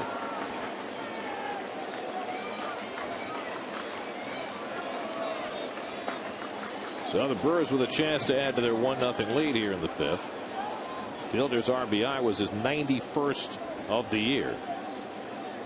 As Dan Warthen hoping that Pelfrey can get a double play ball. He's already gotten 1 tonight. Fielder's 2nd in the league behind Ryan Howard in RBIs. Howard started the day with 95. Infield at double play depth for Fielder. And he hits it sharply through the hole, a base hit. That'll bring home Hart. And it's 2-0 Milwaukee. 2nd RBI single of the night for Prince Fielder. 2-0 Brewers. That is just very smart hitting, and that's why that man has 92 RBIs for the season. You can just bet the house that Pelfrey's going to run a sinker and try to get him to roll over. And he's not looking to hit a 3-run homer here, Gary.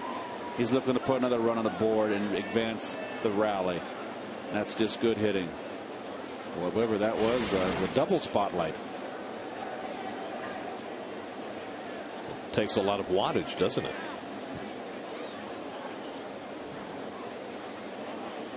So now Casey McGee takes high.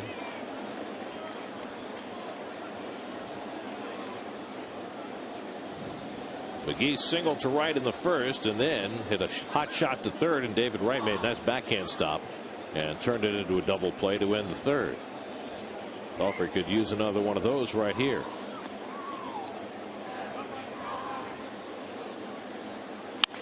Little flare into center field, and that's a base hit. Kotsay around third and heading home. He'll score without a throw. Casey McGee with an RBI single, and it's 3-0 Milwaukee. So that 4-pitch walk to Kotsay is just looking enormous right now in the context of this inning. He gets the fastball inside and jams him, but you see there's no sink. It stays flat. So it's going to get in on the hands of a hitter, but he's going to be able to muscle it out. Now if he gets that ball down and it sinks, it gets under the bat, you can get a double play. And the sacrifice is looming large too by Morgan. 3 hits in the inning off Pelfrey. 2 runs are in, and it's 3-0 Milwaukee. Now Yuniesky Betancourt, who's 0 for 2, hit a hot shot to third, and David Wright threw him out his last time up.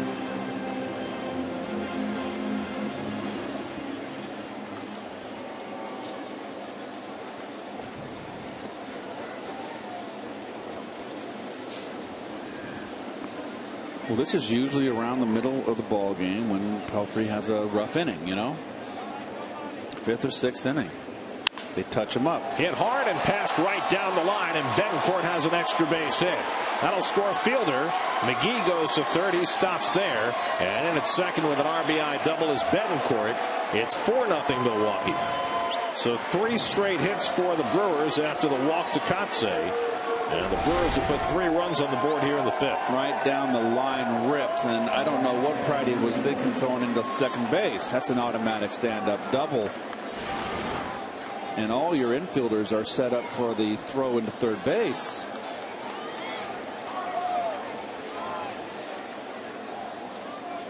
Still only 1 out in the inning. 3 runs have scored, and 2 are in scoring position. Jonathan Lucroy, the batter. And the Mets are going to bring the infield in. McGee now at third and Betancourt at second. Well, Pelfrey walked Kotsay on 4 pitches. He's thrown 4 pitches since then and given up 3 hits. Now Lucroy first pitch swinging, and he pops it up. Oh boy. Totally hoping for a play, and he has room to grab it. 2 out. There's a big out for Pelfrey. So the Brewers being very aggressive. And it costs Lucroy the second out. Well, counsel the batter, and we'll see if they pitch to him or walk him and go after the pitcher. I got to believe they're going to walk him and go after the pitcher. It's interesting how they hit some pretty tough pitches off Pelfrey in this inning, and that one right there was a hanger right on the tee to rip. And Lucroy pops it up. So they're going to intentionally walk Counsell, a 156 hitter who had a base hit his last time up. This will be the second intentional walk and the 4th overall for Pelfrey, and Markham will be the 9th man up in the inning. He'll bat with the bases loaded. Well, another day when a Mets starting pitcher just has not been great. Mets got a very good start out of Dylan Gee on Wednesday, the first time in 37 games that a Met starter had allowed less than 2 runs as DJ Carrasco gets up. But basically, for the last several months, Mets starting pitching day after day has given up enough runs that it's made it difficult on the offense. Every once in a while you need for your starting pitching to give you a shutdown effort, and there just hasn't been much of that on this staff.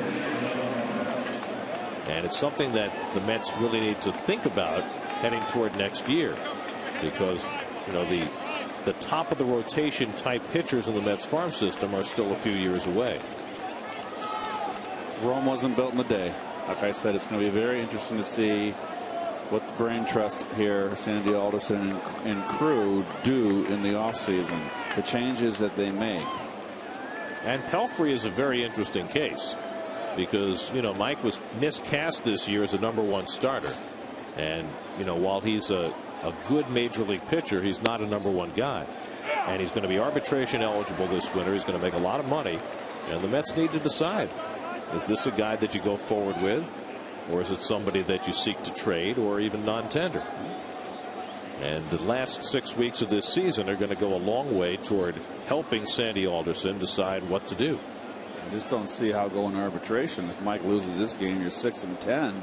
That's going to command a big salary. But you know how arbitration works. It's more about the numbers of years you've been in the game necessarily than the numbers you put up.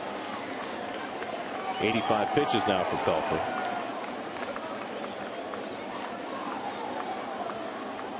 I mean, they're in the same situation with Angel Pagan, a guy who's an arbitration eligible player. And they have to decide how best to allocate their resources for next year. And this is why these games are of utmost importance to almost every player on this roster, to show exactly what their value is going forward. Markham tries to hold. He went around, strike 3, and the inning comes to an end. But 9 men came to bat for the Brewers in the 5th. They scored 3 times halfway through, 4-0 Milwaukee.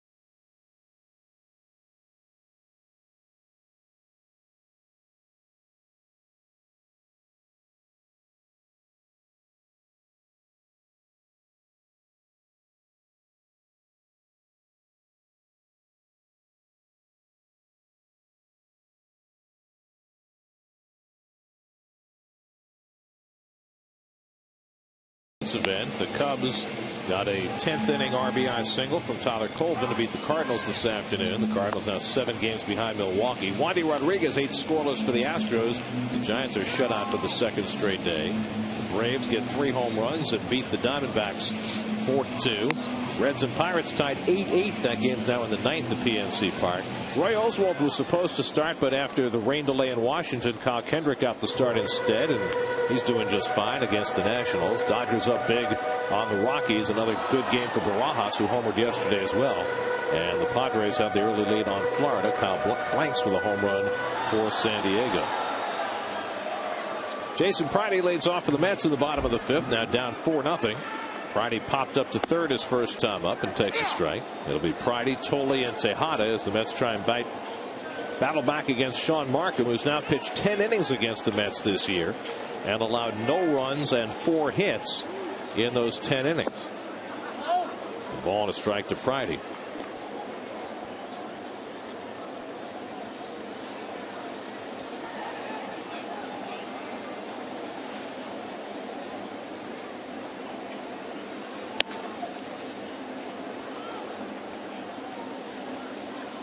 Frieday's been getting a lot of playing time lately. Started 4 of the 6 games on the road trip and getting the start in left field tonight. Jason Bay getting the night off tonight.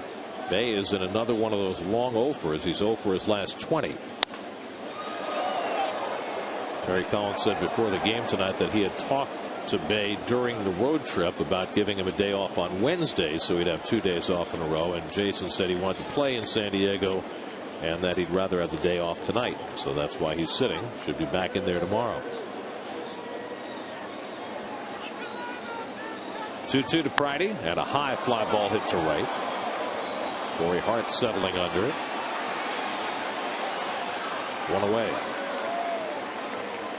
I always believed in the 48-hour off day where you only miss 1 game. You know, sometimes I think a manager's got to take charge and just say, you know, I know you want to play, but I'm going to sit you down. That extra day, it works wonders sometimes. You get that, you come to the ballpark, you can watch. You don't have the grind of that playing that day, and then the next day is an off day away from the park. Rejuvenation. Well, in Bay's case, you know, you almost tempted to throw up your hands at this point. He's had so many of these all the more reason stretches. All the more reason to give him 48 hours off. Totally bounced to short his first time up, and he takes the curveball outside. I mean, Jason had an 0 for 24 earlier this year. He has an 0 for 20 now. He had never had an 0 for that long in any season in his career before this year. And that comes on the heels of an 11-game hitting streak. As Tolley pops one in foul ground near that low fence, it'll go out of play. Well, I'm beginning to feel, Gary, that maybe this park is too big for him. And we're talking about a guy that hit 30 home runs, you know, more than a few times in his career. And did this part of Carrasco still getting it up, heating up? You know, if there's a base hit here, Pelfrey will be pinch hit for. There's no question about that. But getting back to the size of the park, this park might be too big. I mean, Busch Stadium, we had a lot of guys there. An old Busch Stadium, Gary. Strike 3 for Tolley on the outside corner. He doesn't think so. Third strikeout for Markham. 2 out. Jerry Morales comes to my mind. Hector Cruz, Sixto Lezcano. Outfielders that came over to St. Louis and Old Busch Stadium where it was, you know, 386 in the gaps, and the ballpark was just too big for him.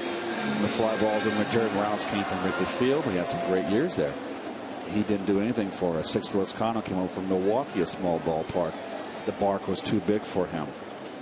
Hector Cruz had great power numbers in the minor leagues, was minor league player of the year 2 years in a row in AA and AAA, and the park was too big for him. So the question is, in Jason Bay's case, what do you do? I mean, it's not as though you can trade him. As Tejada hits another one up the middle, so he's 2 for 2. Tejada continues to provide a bright spot. And the Mets will send up Nick Evans to pinch hit for Pelfrey. I mean, Bay's got 2 more years on his contract for enormous money. And it provides a real quandary for this organization right now, because you just, what do you do? I mean, other than run him out there every day for the rest of this year and the next 2 years and hope that he finds his way out of the morass. Well, I think there's a lot of people that are not untouchable on this ball club. I mean, we can sit up here and we can talk about till the cows come home. And the only one guy is going to make the decision. But I have a hunch that there's a lot of people here that may not be back. Well, that may be the case, but in Bay's case, you're talking about a guy who's owed $30+ million for the next 2 years. I mean, you're not going. I don't think they're going to just release him. I can't see that happening. I'm not talking about releasing well, anybody. He's certainly not tradable at that price. Grounded down to third, and McGee gets the force to end the inning. We'll talk more about that when we come back from break. Fifth inning brought to you by Ford. Check out the best-selling vehicles with the best-selling values in America. 4-0 Milwaukee as we head to the 6th at Citi Field.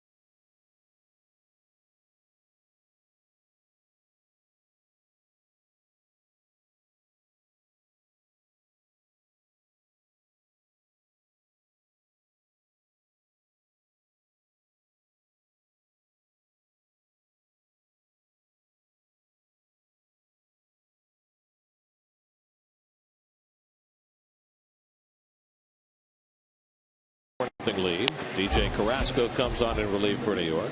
Well, Carrasco's had a tough year there, and it's reflective on his ERA. Hits per innings pitched. Doesn't walk people. He's been really hurt with long ball. I think. Now Kevin Burkhardt is on assignment this weekend. Eamon McEnany filling in. Let's check in with Eamon. Well, thanks, Gary. I just had a follow-up for Keith with the discussion about Jason Bay last inning and some of his former teammates with the Cardinals who he said Busch Stadium was just too big for them. I understand that for the home run total, but Keith, how does that relate to these long, prolonged slumps for Bay? Obviously, this last one on the road, but how does the size of the park then? Is it in his head, and that carries over for these lengthy slumps?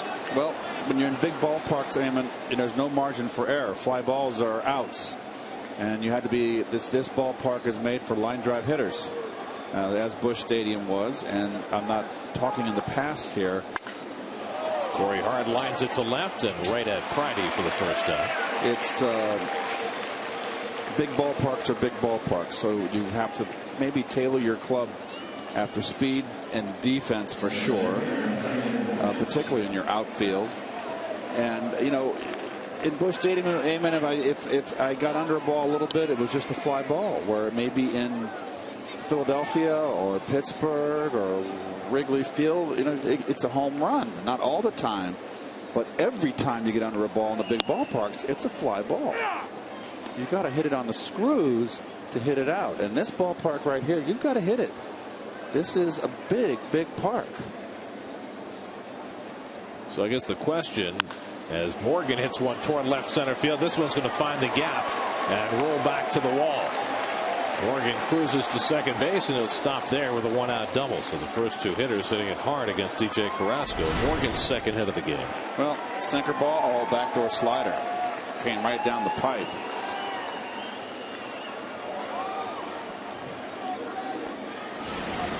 So I guess the question is, to follow up on what Eamon was asking, if you're Jason Bay and the ballpark is costing you home runs because every ball that you elevate is staying in the ballpark, does that lead to bad habits that also take away base hits? Well, you also got to remember that Bay is someone that has hit home runs throughout his career, and now all of a sudden he's in a ballpark where that's not happening. And I think a lot of the hitters today, because of the 90s and the early 2000s and the smaller ballparks, I think they're home run happy. I really do.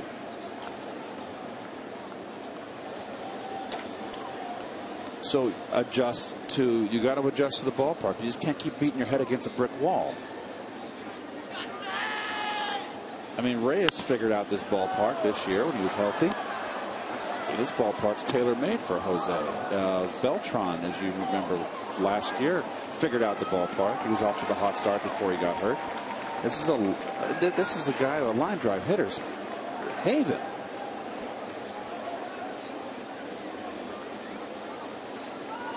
Oh, and to Mark Kotze, who took over for Brian Braun when he was ejected after a called third strike in the third.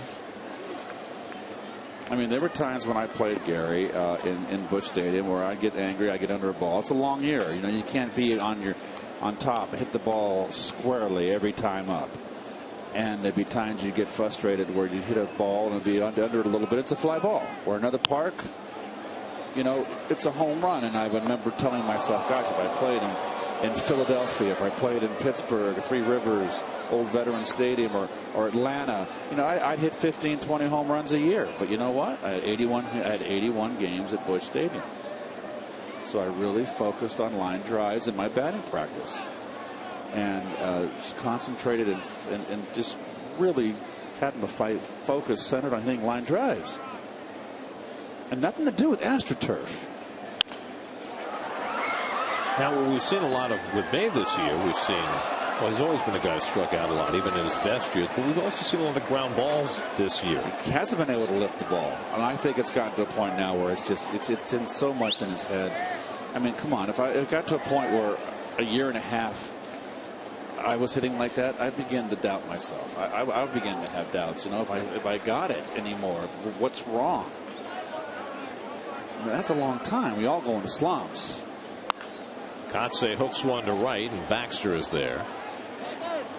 Morgan fakes the go from second and holds on, and that's the second out. So ultimately it comes down to confidence that you know, if you're, no matter who you are, if you go long enough without success, it tends to feed on itself.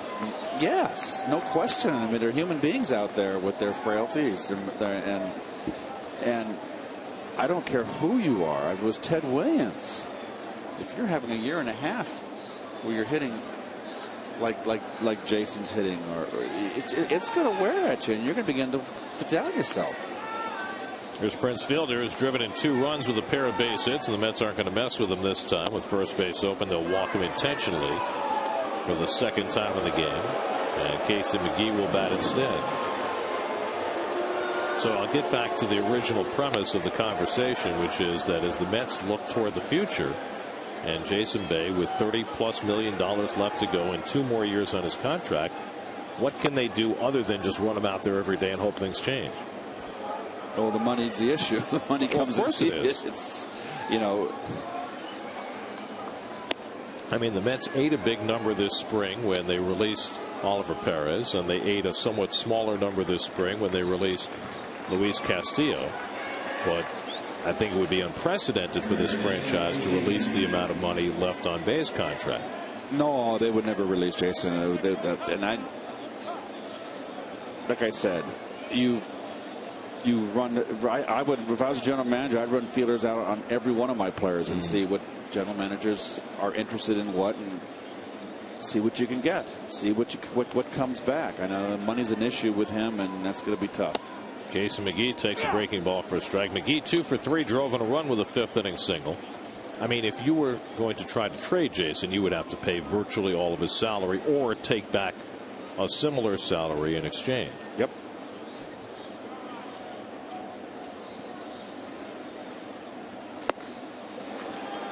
Nothing in 2 to McGee.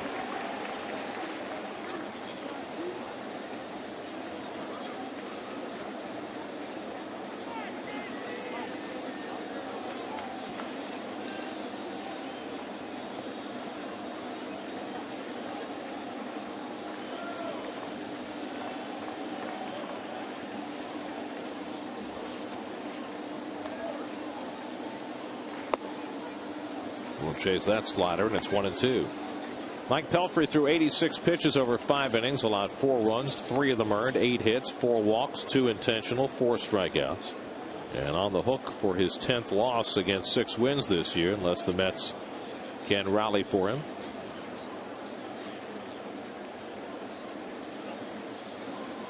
And Josh Tolley will pay a visit to Carrasco, who is sporting not only the stirrups tonight, but the stirrups with the orange NY on them.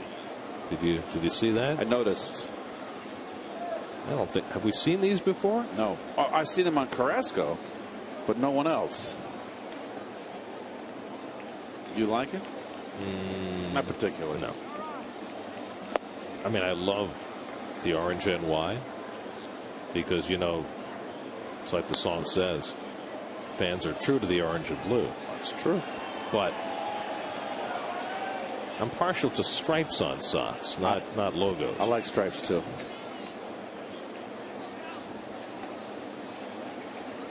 Two and 2 to McGee. And the breaking ball down. I don't know if you saw the report earlier this week, but it appears as though the Mets are going to be working that. Remember the blue jersey they wore for Fiesta Latina? Yeah. They're going to be working that blue jersey into the rotation next year. Okay. Well, which is nice. Maybe they more blue. More blue and less of the black. Perhaps. 3 and 2. The runners get set to take off. And it's hit sharply up the middle for a base hit. That'll bring home Morgan. Fielder racing for third. Casey McGee with his 3rd hit of the game and his 2nd RBI. And the Brewers keep pulling away. It's 5-0.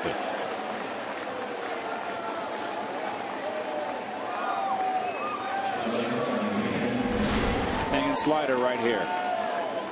He had just not up in the strike zone. There's this finger on the side of the ball. You see the backdoor circle behind the backside of the ball.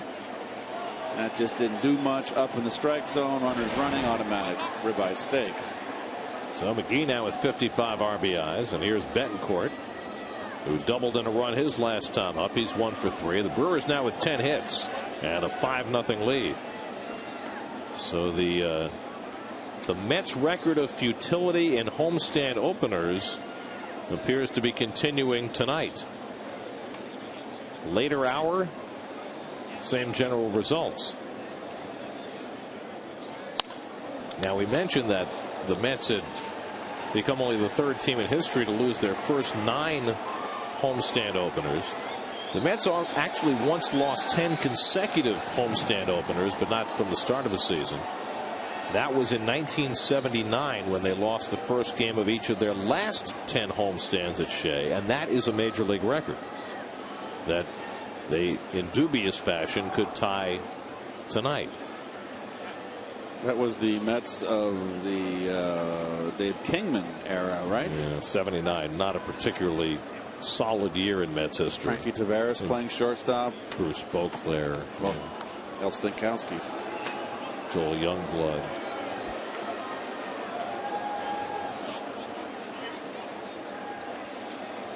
Doug Flynn playing second base then. Yeah, that was a bright spot. Henderson was in left, I believe. Was Mookie up in 79 yet? I don't. If he was, it was only at the end of the year, I think. Ellis Valentine.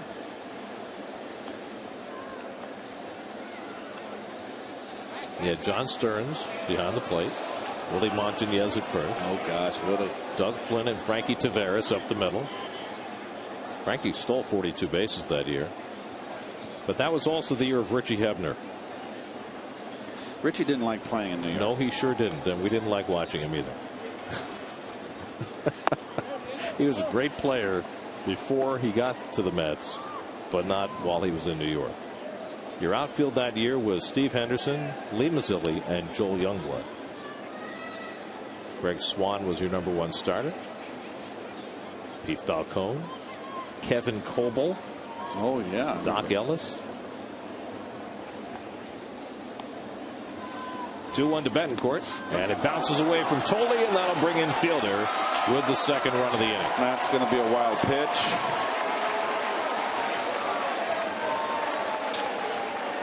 Six to nothing Milwaukee. It's going to be a breaking ball in the dirt. And another ball that he does not block properly. That is a backhand. He has gotten into a bad habit. He did it in Milwaukee. Cost a run for Capuano. In Arizona, yeah. In Capuano's last start. McGee at second with 2 out. 6-0 Milwaukee. 3-1 the count to Betancourt, and he swings and fouls one off. And when we talk about the Mets going forward and, you know, everybody having to prove themselves, Josh Tolley's part of that too. I mean, the defense has just not come around for Josh and may even have gone backwards this year. And it's an area where the Mets have got to figure out whether he's an answer going forward or whether they have to look in another direction. A lot of questions for this team heading down the stretch and into the offseason. Bouncing ball near the bag at third, barehanded by Wright, and the low throw scooped out nicely by Duda. Side retired. Well, David made an error in the first inning, but he's made 3 terrific plays since then. This one with the bare hand, and handles it very well.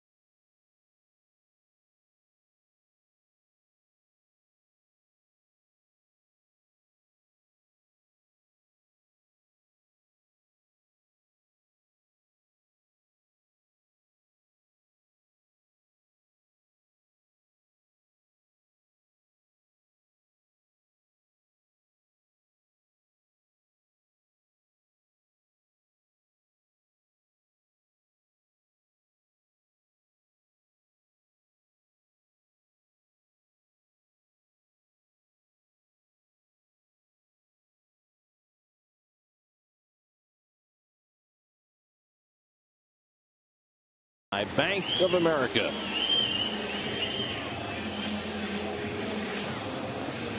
Top of the batting order, Angel Pagan leads off against Sean Markham, who's working on a 3-hit shutout. Pagan has one of those 3 hits. He's single leading off the first inning, was promptly caught stealing. He's 1 for 2 on the night, and he takes a strike. So Markham has now thrown 11 innings against the Mets and allowed no runs and 5 hits in his 2 starts. Willie Harris and David Wright to follow.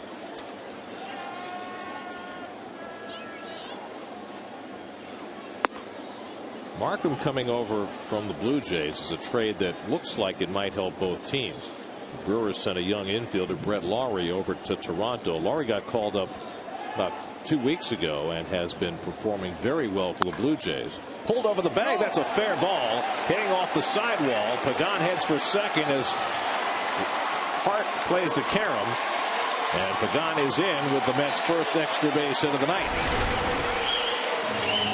Just over the bag on a changeup. And just got it too much over the middle. Pagan able to get enough barrel of the bat on the ball. Stays back with his hand. Let's go with one hand. 17th double of the year for Pagan. His second hit of the night, and the first time the Mets have had a runner as far as second base in this game. Now Willie Harris, who's popped up and grounded out to the pitcher, 0 for 2. So the Mets with a chance to finally scratch against Sean Markham.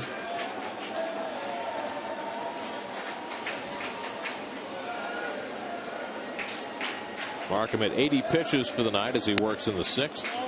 And the curveball misses high for ball 1. David Wright waiting on deck.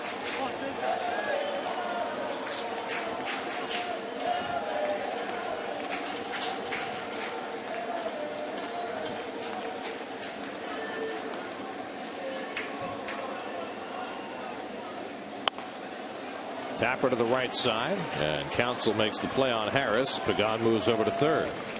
So the Mets get a runner to third base for the first time. 1 out of the inning. Don't let your summer fun get washed out by wicked weather. Stay out of trouble with Mr. G's forecast. Tonight after the game on the Pix 11 News at 10.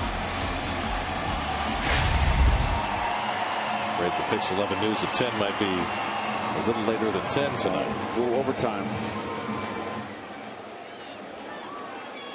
2 hour and 46-minute rain delay at the start, putting a crimp in the scheduling of the evening. David Wright has flied to center and drawn a walk. 0 for 1. The infield back for the Brewers, happy to concede a run to get the second out. And David pulls one down to third, and Pagan will hold, and McGee throws out Wright 2 away.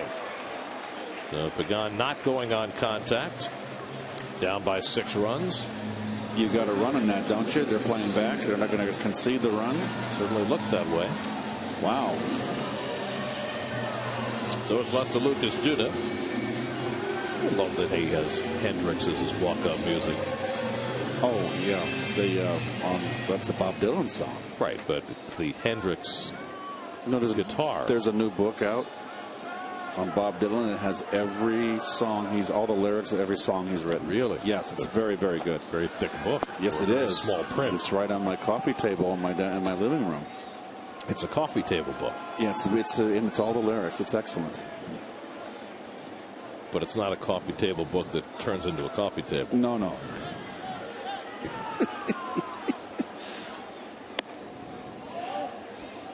2-0 to Duda, who's flied to right and flied to left. 0 for 2.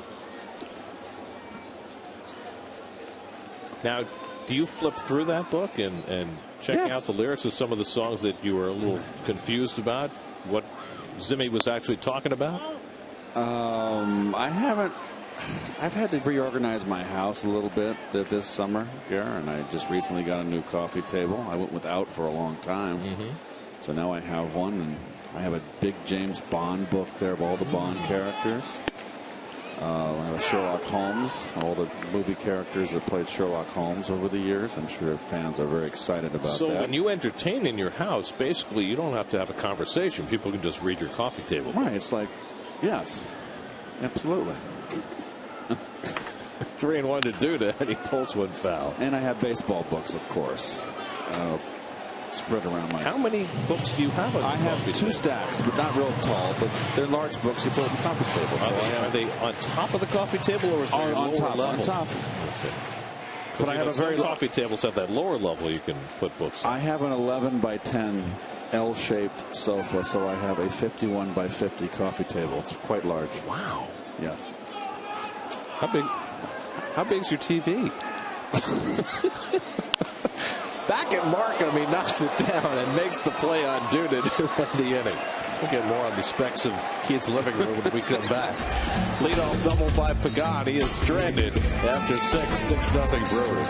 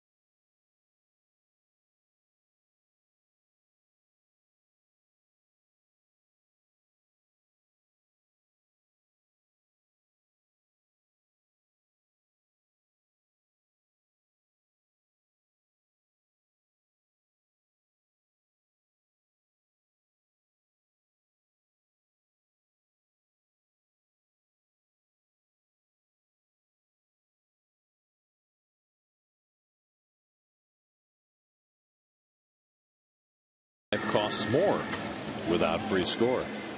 DJ Carrasco begins his second inning of work. Gave up a couple of runs in the 6th. Now the lower third of the Brewers order in the 7th. Jonathan Lucroy leads off. Lucroy, the only starter for the Brewers tonight who has not reached base. He's gone 0 for 3, and he takes a strike. The Brewers have survived the ejection of one of their MVP candidates. Braun was run by home plate umpire Angel Campos after arguing a 3rd strike call in the 3rd inning. 0-2 to Lucroy. And Sean Markham has thrown 6 scoreless innings, same as he did against the Mets the first time he faced them back in June.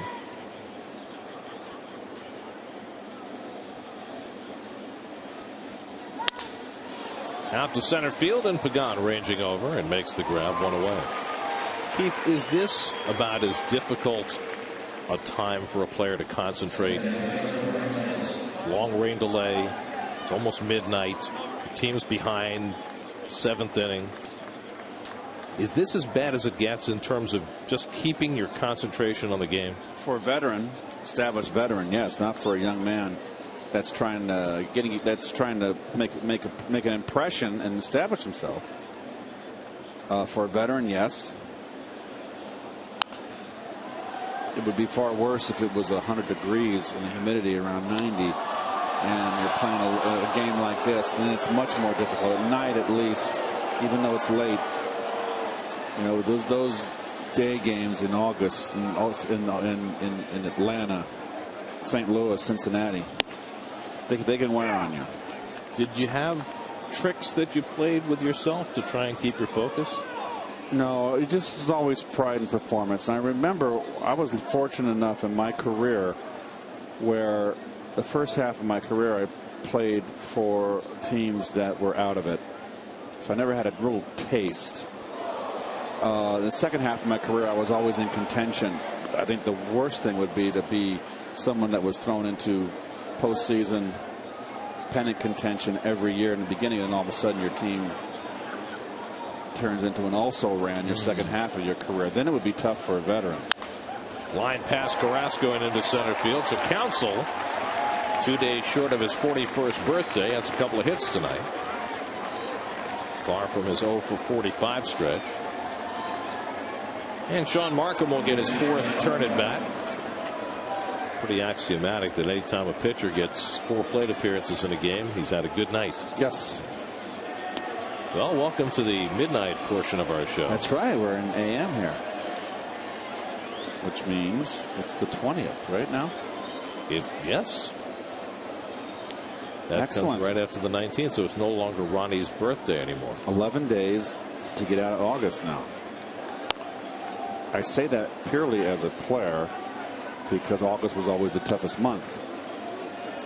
No matter what situation you were in, whether you were in last place, 40 games out, or first place, or in contention, August is the dog days, boy. And the 31 days in that month just seem like they go forever.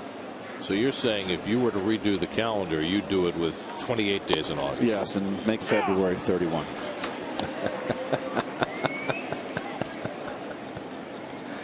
Well, you know, we can write to the powers that be. I'm not sure who's in charge of that.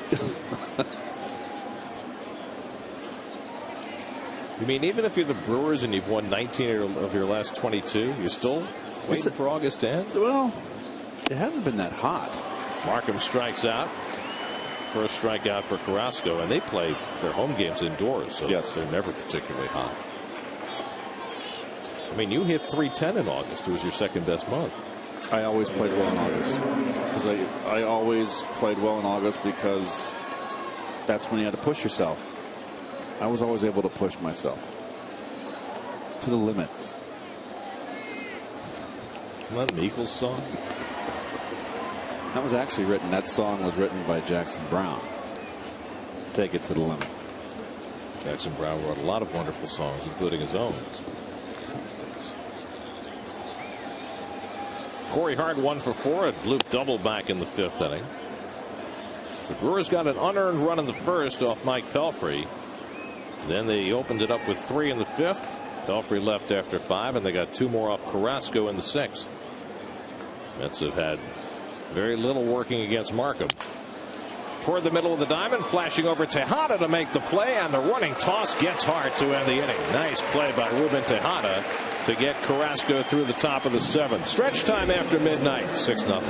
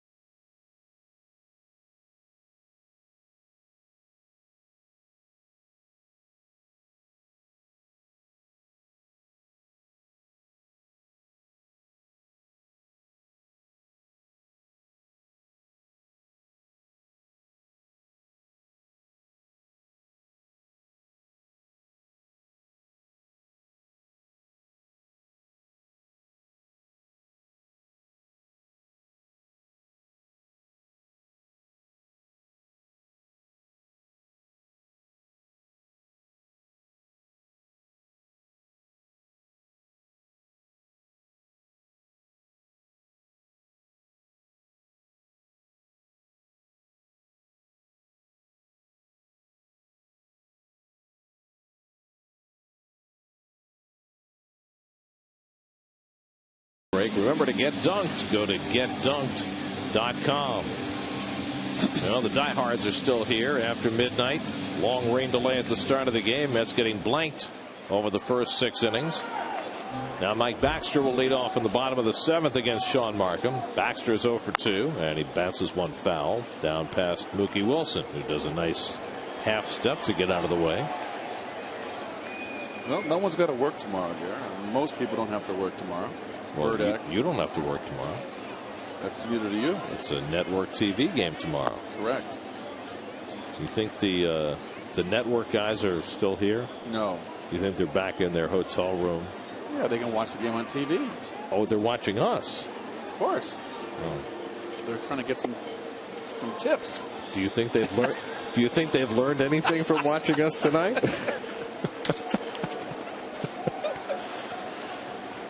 2-1 to Baxter with Jason Pridey and Josh Tolley to follow. And Baxter hits it out to right center. Should be easy for Corey Hart. And there's one away.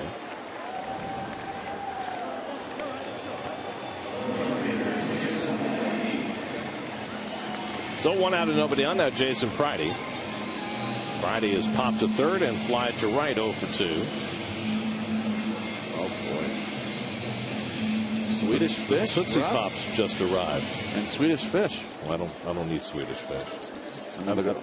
Gummy candy I've never understood. Don't take it away, Russ. Leave it right there. What are you going to have? I want to read the nutritional value of Swedish fish. It's pure sugar. Come on. Oh, it's 0 grams fat, though. Right. Or anything else. So there's no trans fat, so that'll get by the scrutiny of the Mayor Bloomberg. Oh, 41 grams of sugar. Yes. Pridey hits it deep to right center field. Back goes Hart onto the track, and he can't get it. It's off the Xerox side. Pridey pulls in at second base with a 1-out double. So Jason Pridey, who's hit 3 home runs this year, double into just that spot, finds the range and hits a 2-base hit. Got a changeup right there, too much in the middle. Corey Hart just kind of misplayed this ball a little bit, didn't get a straight line on it. And there's that funky wall right there. I think that's what kind of got him confused. Name of the wall? Funky wall. Very good, Gary. Well, you're very funny. Only after midnight. I appreciate your humor.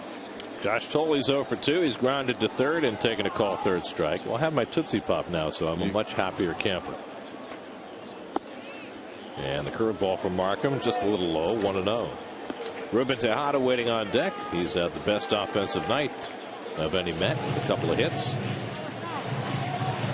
Sean Markham continues to hold the Mets at bay. Oh, there's another box of Tootsie Pops.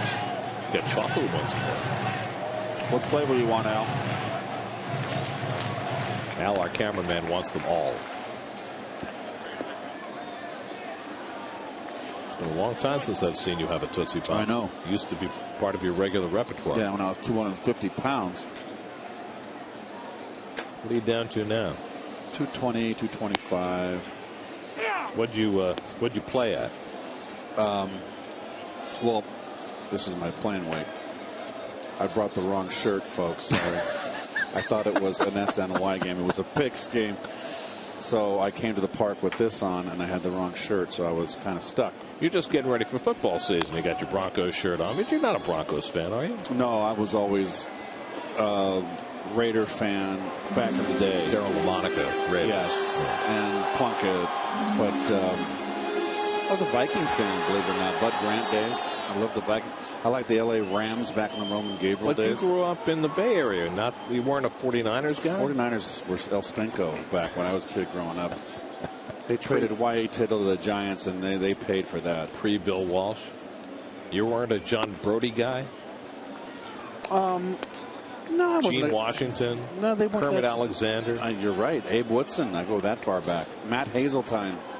Bob St. Clair. Leo Namalini. Now you've lost me. See, that's the problem. You're a few years older than I am. Sometimes you just lose me. 2-2 to Tolley with Pridey at second. And he jumps back 3-2. Markham has walked only 1 tonight. Struck out 3. Allowed no runs and 5 hits. Ruben Tejada on deck. Pitcher's spot behind him.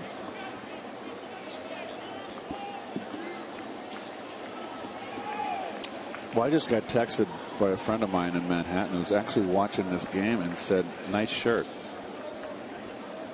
It is a lovely shirt if you're in, in Denver. I mean, what's the vintage of that shirt? Is that a new shirt or is that an old shirt? I saw this shirt online. It was a catalog, so it is a retro shirt. I see. So it's a new old shirt. It's the old Orange Crush. It was the old. Right. So Carolla's watching in Manhattan right now, and thanks, Carolla. I'm glad you like my shirt. It's a lovely shirt. It's not a pick shirt, but it's a lovely shirt. 3-2 to Tolle, and it's pulled into right for a base hit. Friday to third, he'll be waved around with the first Met run of the night. So Josh Tolle gets the Mets on the board against Sean Markham for the first time. And it cuts the Brewers lead to 6-1. 29th RBI for Tolle. Well, Markham getting hurt with a changeup again by the left-handers. Right in the same spot. He's getting it down. And there's the circle change. See the index finger forming that circle. He's getting it down and getting sink, but he's getting hurt because it's over the middle, not on the outside corner. Well, after Markham had thrown 12 scoreless innings against the Mets, they finally scratch against him in the 7th tonight. 103 pitches now for Markham as he faces Ruben Tejada. Scott Hairston out on deck to pinch hit. Tejada's 2 for 2, twice has singled up the middle. And he takes ball 1 from Markham. And both his base hits have been on breaking ball. The Brewers start to get their bullpen cranked up. They've had a pretty solid combination. Cameron Lowe is up now. Ever since Frankie Rodriguez went to Milwaukee. As Tejada hits one down the right side foul. They've had Lowe and Takashi Saito share the 7th inning. K-Rod has pitched the 8th, and John Axford has been practically perfect, has been closing. There's K-Rod. Back in his old haunts. Talked to reporters before the game today, said he would love to someday return to New York to pitch.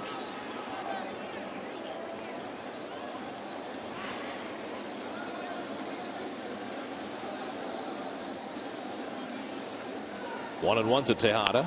Pulled down to third. McGee from a knee gets it to Counsell and on to first for the 5-4-3 double play to end the inning. Mets scratch a run out. Tolle drives in Friday, but it's 6-1 Brewers after 7.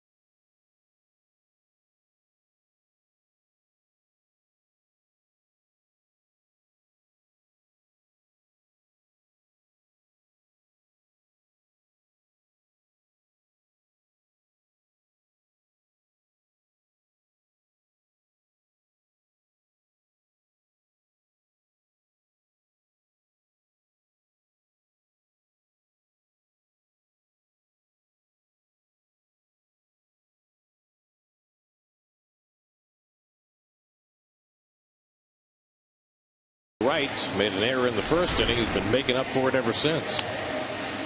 Oh, beautiful backhand right there. Starts the 5-5-3 double play.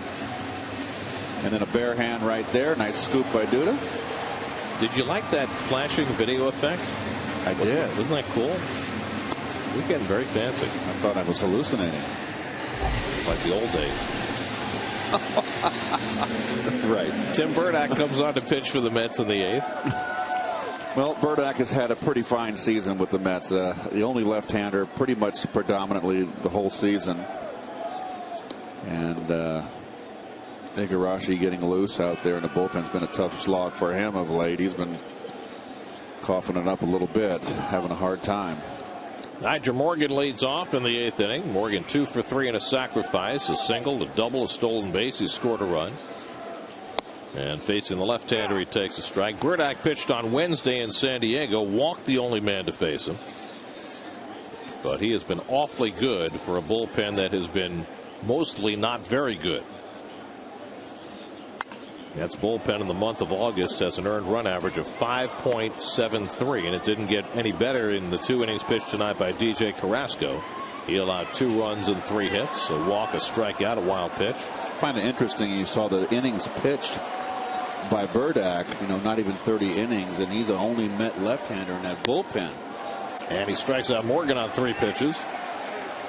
So in an inning where the Brewers will send up 3 lefties in a row, he takes care of the first one. Throwing more fastballs for Burdack of late.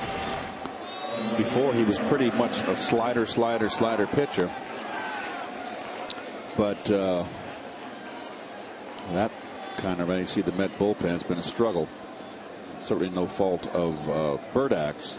Here's Mark Kotsay, who came on for Ryan Braun when he was ejected in the 3rd inning, and he takes a slider for a strike. Kotsay walked and scored, fly to right, 0 for 1.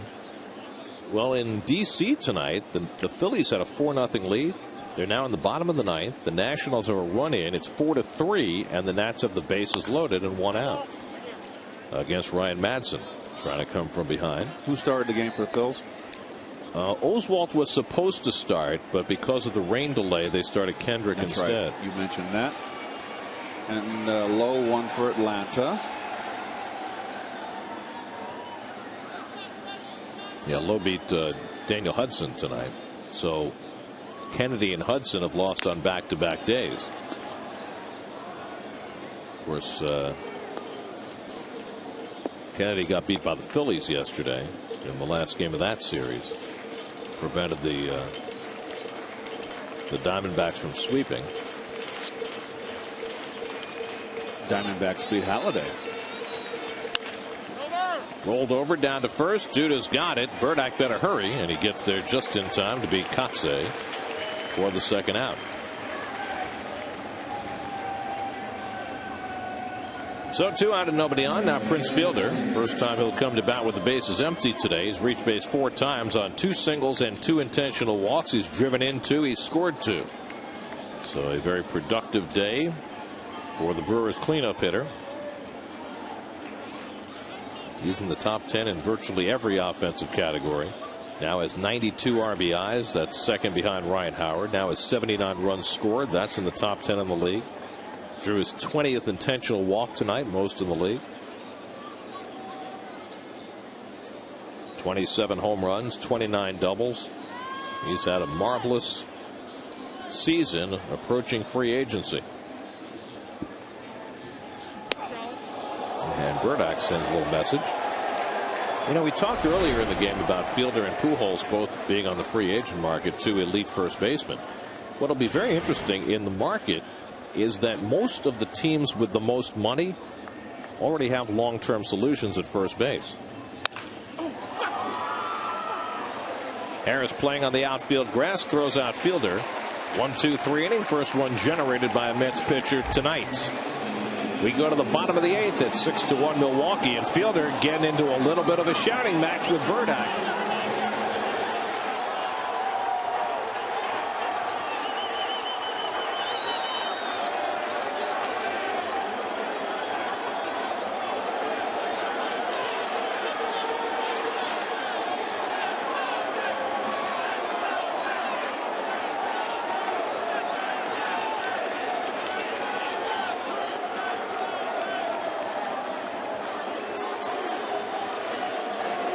Tempers flaring. Prince Fielder took exception to that inside first pitch from Tim Burdack, and when the inning was over and Fielder grounded out, he started to go after Tim Burdack as he came off the mound. That's, come on. That's silly and uncalled for. And he had if he was really angry, he had a chance to take a pop at him, and he didn't. So both benches, both bullpens emptied. There were no punches thrown and very little pushing and shoving. Mostly it was just words as Fielder took that right turn after crossing first base and went right to Burdack, and clearly was objecting to that inside first pitch. K-Rod getting back together with Mets bullpen catcher Dave Roccanello, who used to warm him up in the bullpen when he worked here. Here's the pitch that started that at bat. So not even that close, really. Come on.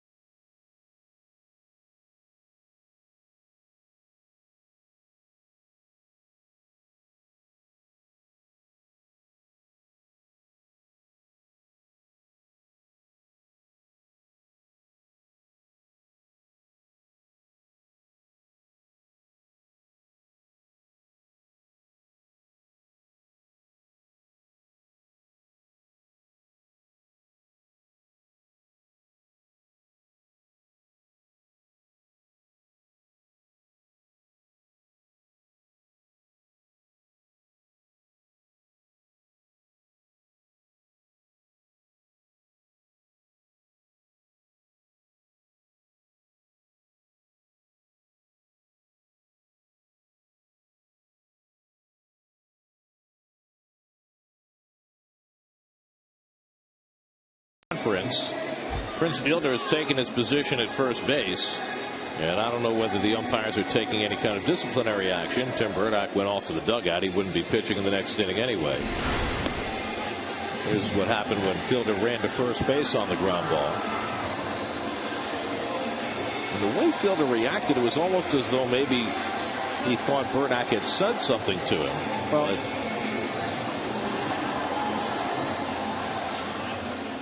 Josh Tolley quickly getting in the way to protect his pitcher, and Casey McGee smartly steering Fielder out of the way. The last thing that this contending team needs is for their big guy to get suspended.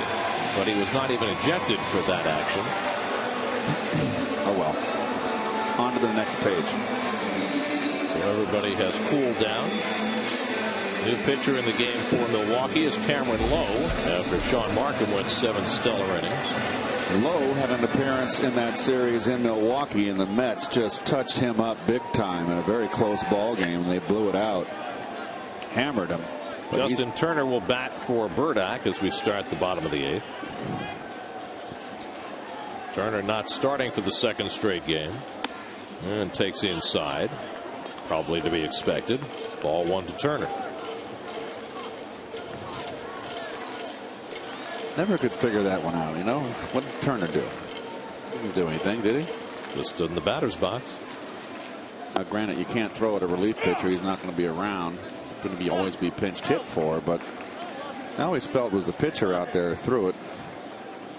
Drill him. Of course, that's the problem in the American League that they have, where the pitchers don't come to bat. There's no avenue to retaliate, and sometimes you have to wait years, as the Mets did with Roger Clemens, if you remember that fiasco. Oh, yeah. If you recall, we were watching during the rain delay the '86 tape of the season, and Darrell's home run off of Nipper, and we came back next season in spring training and played Boston, and Nipper thought that Darrell Cadillac'd it around the bench, and he hit Darrell. McGee with the pickup, low throw, and Fielder digs it out to retire Turner. So you're saying that Nipper hit Strawberry as retaliation in spring training, going too slow around the bases in the World Series game? Yes, and Darrell charged him out, had a fight.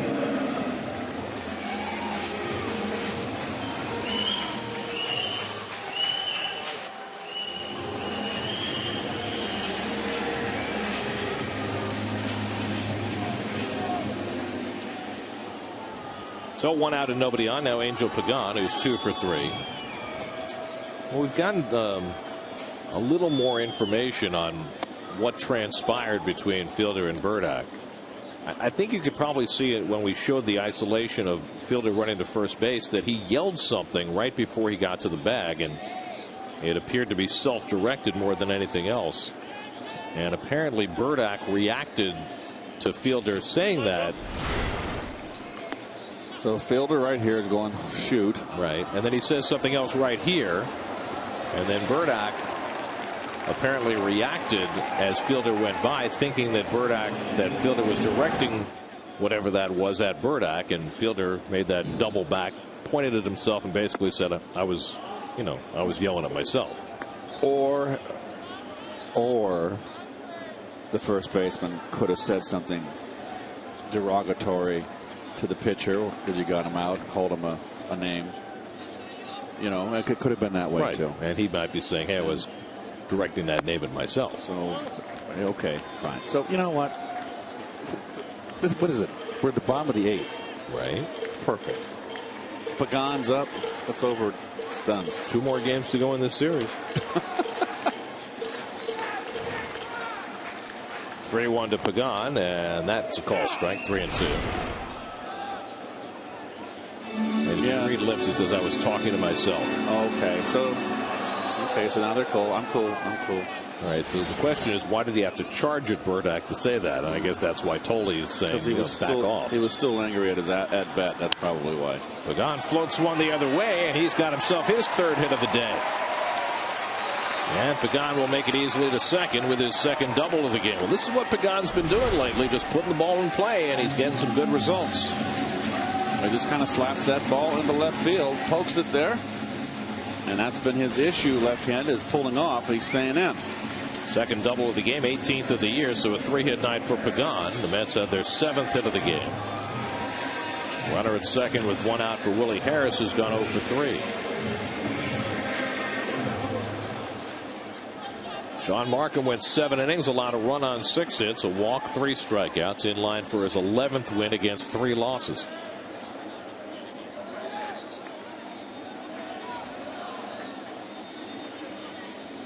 And for Markham, who has been the king of the no decision, he'll be happy to come away with a victory. Markham hasn't lost a game since June.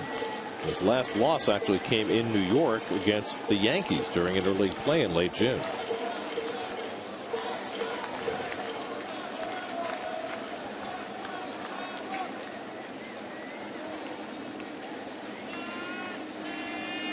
One and 0 to Willie Harris, and he lifts one foul. Well, there should be a souvenir for just about everybody left now. Crowd is thinned out, well past midnight. 24,000 plus paid tonight. And as we mentioned earlier, the Mets making a very nice gesture to all ticket holders tonight, whether they came to the game or not. They'll be rewarded with a free ticket to a game in the series with the Nationals, September 12th through the 15th.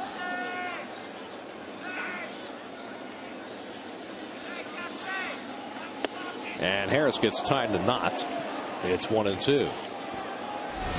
Pretty good slider right here. I think it just completely fooled Harris. Well, we told you about the Nationals trying to come back against the Phillies. They tied it up 4-4, and then Ryan Zimmerman hit a grand slam to win it for the Nationals, 8-4, a 6-run bottom of the 9th as they beat the Phils.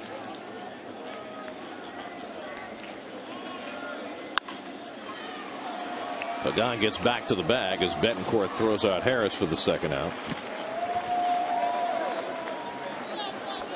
New York Mets baseball is brought to you by Apollo 18 in theaters everywhere September 2nd. Well, ball hit to your left, advance, and he goes back. Well, that's the 2nd time he's played safety first in a place where he could have. I wouldn't even call it safety first, but I mean, in the 6th inning, they had the infield back. He was at third base. Aaron Judgment. And he went back to the bag on a grounder to third.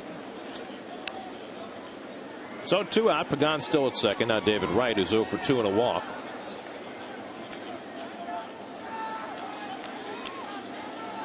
And Lowe misses low and away. Ball one.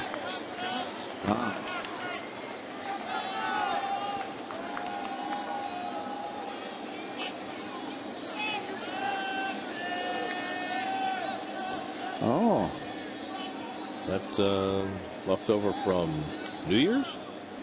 Oh, 50th. Well, that's exciting. You remember 50, right? Oh, yes. I remember it well. You wore a gown of gold. Chevalier? That was Hermione Gingle and that lovely duet they sang together in Gigi. Ah, yes. I remember it well.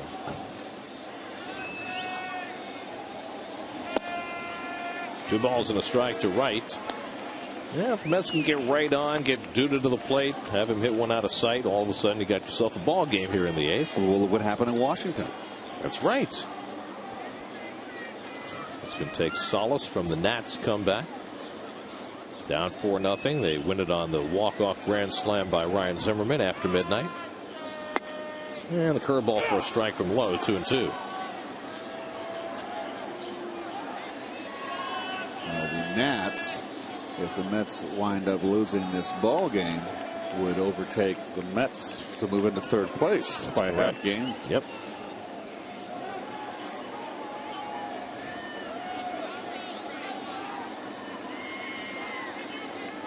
Now the 2-2, and David went around on the half swing and foul tipped it and just stays alive. Now look who's up in the Brewers bullpen. Old friend Francisco Rodriguez getting ready to pitch. Back at his old haunts.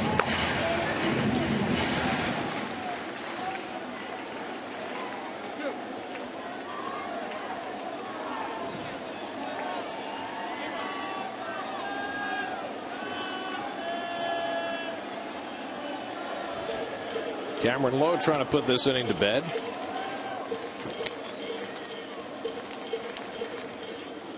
And right again just stays alive. Ryota Igarashi getting ready in the Mets bullpen to pitch the top of the ninth.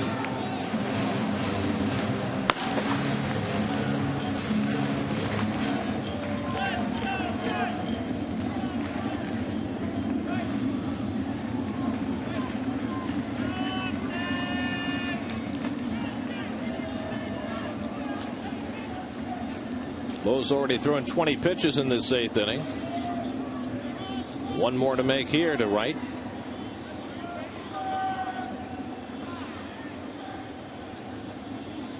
And David foul tips it. That one's held by Lucroy. And the inning is over. A double and one left. We go to the ninth. 6-1 Milwaukee.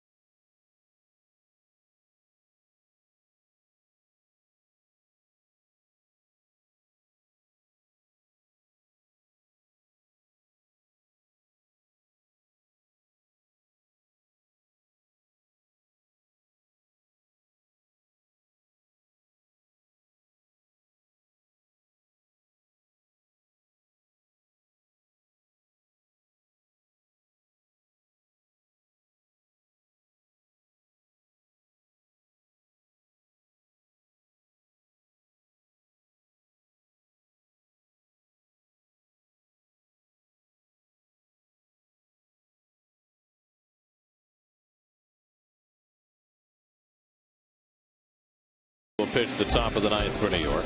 Well, Igarashi has been going through a period of error. He's given up 2 or more runs and more than a few outings in a row. It's been a struggle and reflective of the ERA over 5, well over 5 now. Way too many walks for innings pitched. And he has regressed. He worked the game on Wednesday in San Diego, pitched the 9th inning in that game, gave up 2 runs on 2 hits. Joe Pignatano had stuck it out through 8 innings, but Piggy heads for the exits. He doesn't want to see the triple play.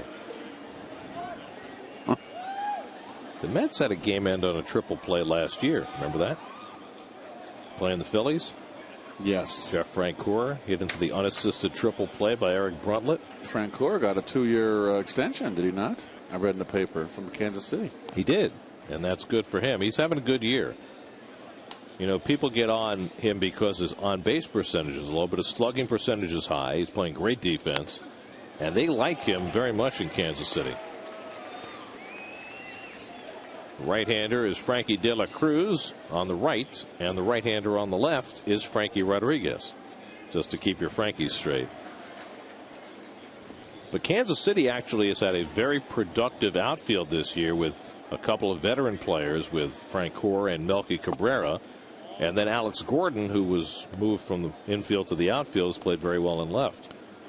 So a Kansas City team that appears to be on the rise with some young talent, trying to keep something of a core together by re-signing Francoeur. And the curveball from Igarashi misses 2-1. Casey McGee is 3 for 4 tonight. He's driven in 2 runs.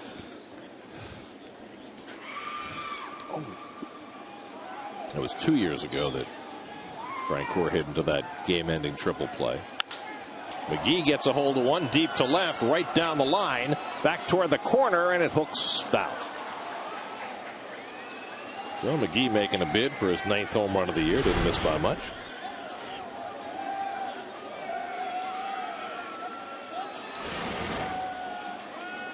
Well, I know it's late and with a lot of rain, but these were the crowds at Candlestick Park when the Giants were terrible back in the 70s. Look, a Brewers fan. He came with his own cheese. Is he awake?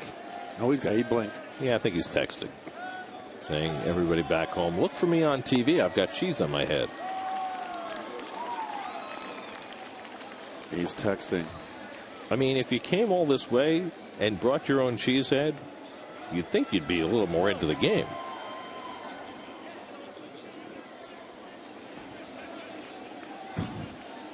Three and 2 to McGee with Betancourt and Lucroy to follow here in the top of the ninth. And Igarashi walks the first man to face him. And this has been an ongoing problem for Igarashi. So McGee's on base for the 4th time today. That is 6 walks by Met pitching, albeit 3 of them have been intentional walks. And here is Betancourt, who's 1 for 4, doubled in a run back in the 5th. That snapped an 0 for 16 stretch for Yuniesky Betancourt.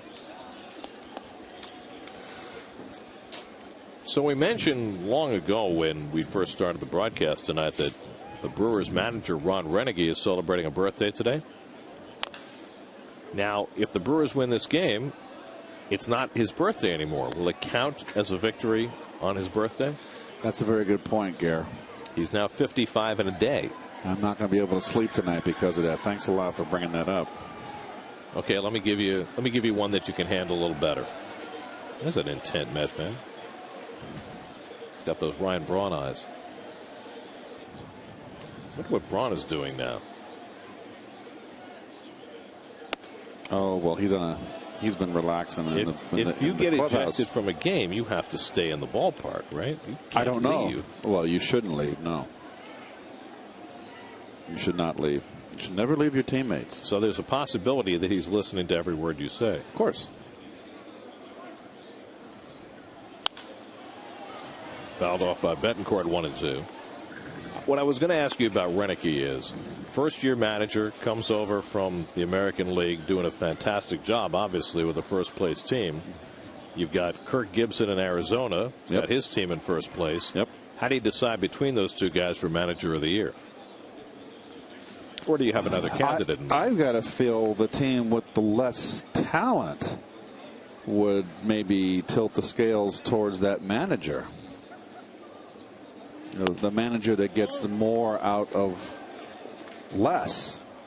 And I mean, we saw Arizona earlier in the year, and they looked awful. Well, they've got one superstar player in Justin Upton, and they've gotten some pretty good pitching. But you're right, they're not overly blessed with a lot of talent.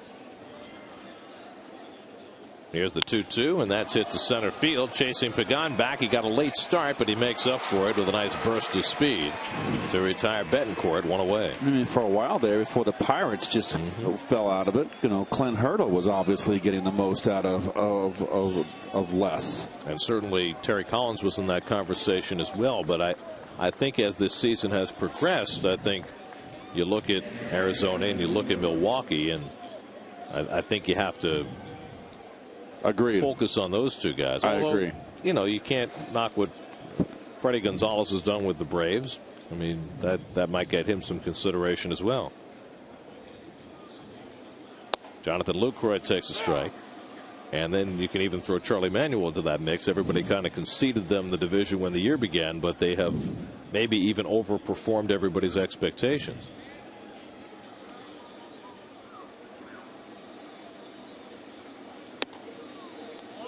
A ball and a strike to Lucroy.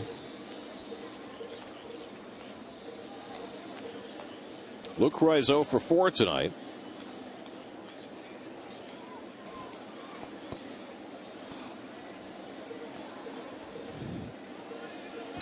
Hit hard, and David Wright another backhand play out at second, and Harris turns it over for the 5-4-3 double play.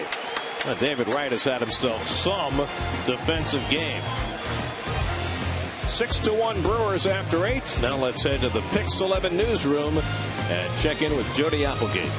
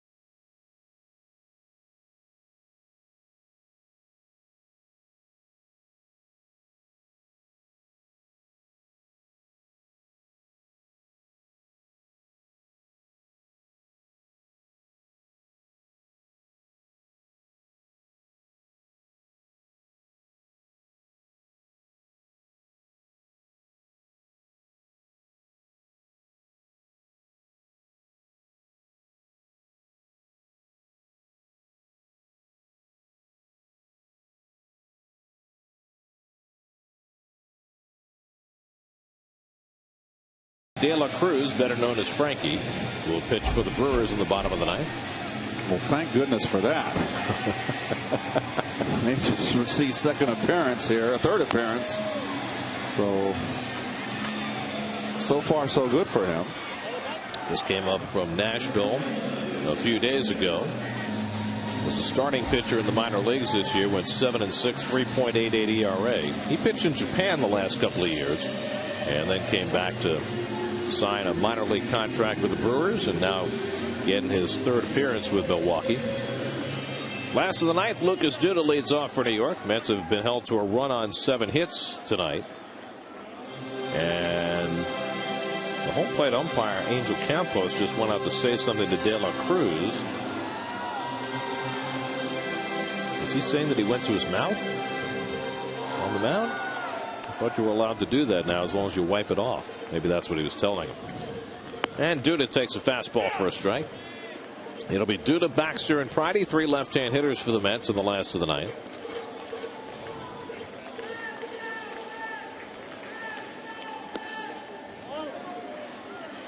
Ball and a strike to Duda. Coming up next on Picks, hey, Seinfeld. Maybe it's your episode. Oh, yes. Next on SNY, Lincoln Postgame Live, which you will not be on. 1 and 2 to Duda, unless you're going to make a special guest appearance.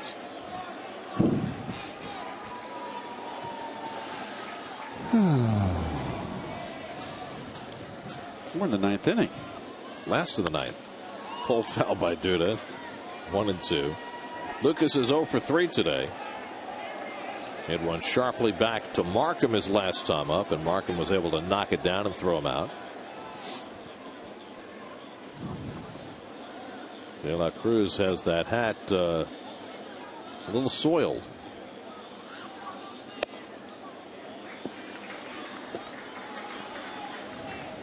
A little rosin, a little dirt. Makes it look broken in. Right at the second baseman Counsell. And Duda's retired. 1 down in the last of the ninth. Well, the Mets are on the verge of tying a major league record that they set in 1979. Losing the first game of 10 consecutive homestands. They'll be the first team ever to lose the first game of their first 10 homestands in a season. Certainly a dubious record at best. Mike Baxter is 0 for 3, struck out, fouled out, fly to right.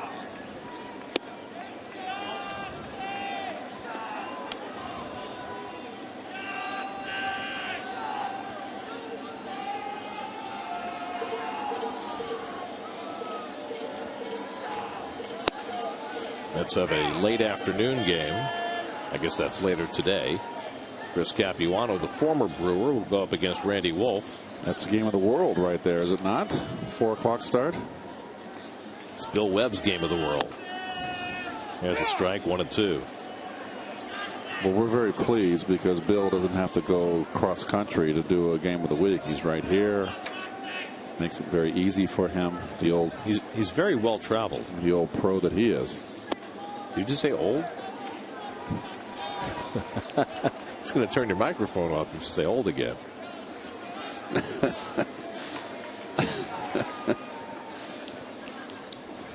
2-2 from De La Cruz to Baxter, and it comes inside and hits him.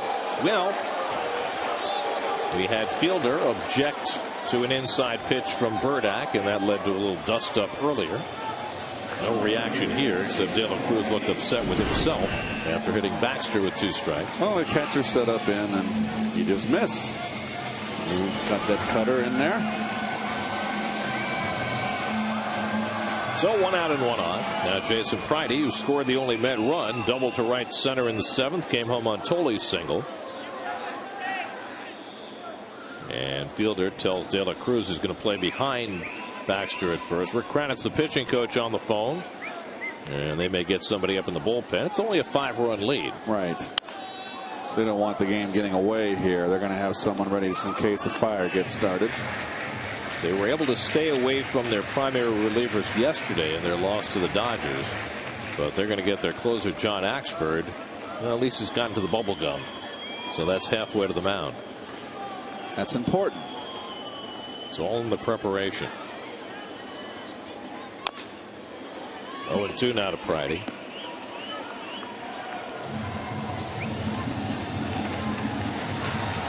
Josh Tolley waiting on deck. And now Axford has his gum, has his glove, has his hat, has his rosin bag. All he needs is the baseball, and he's set to go. Routine. To the right side, Counsell will go to first with it. And that's the 2nd out. Baxter to 2nd, and now the Mets are down to their final out of the morning.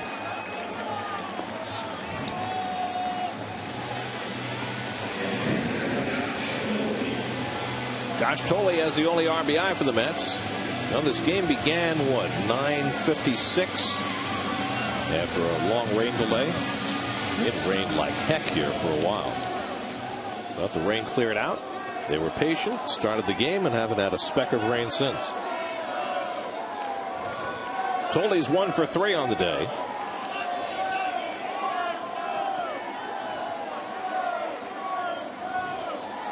Frankie De La Cruz trying to put on the finishing touches. Sean Markham in line for his 11th win. And it's in for a strike at the knees to Tolle, 0-1.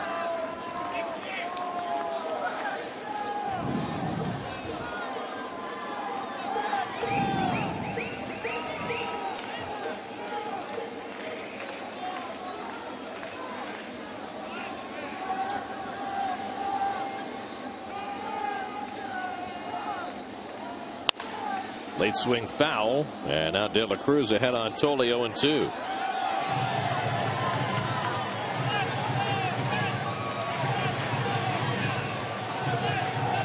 Barry Collins watching his team about to lose for the 13th time in their last 18 games.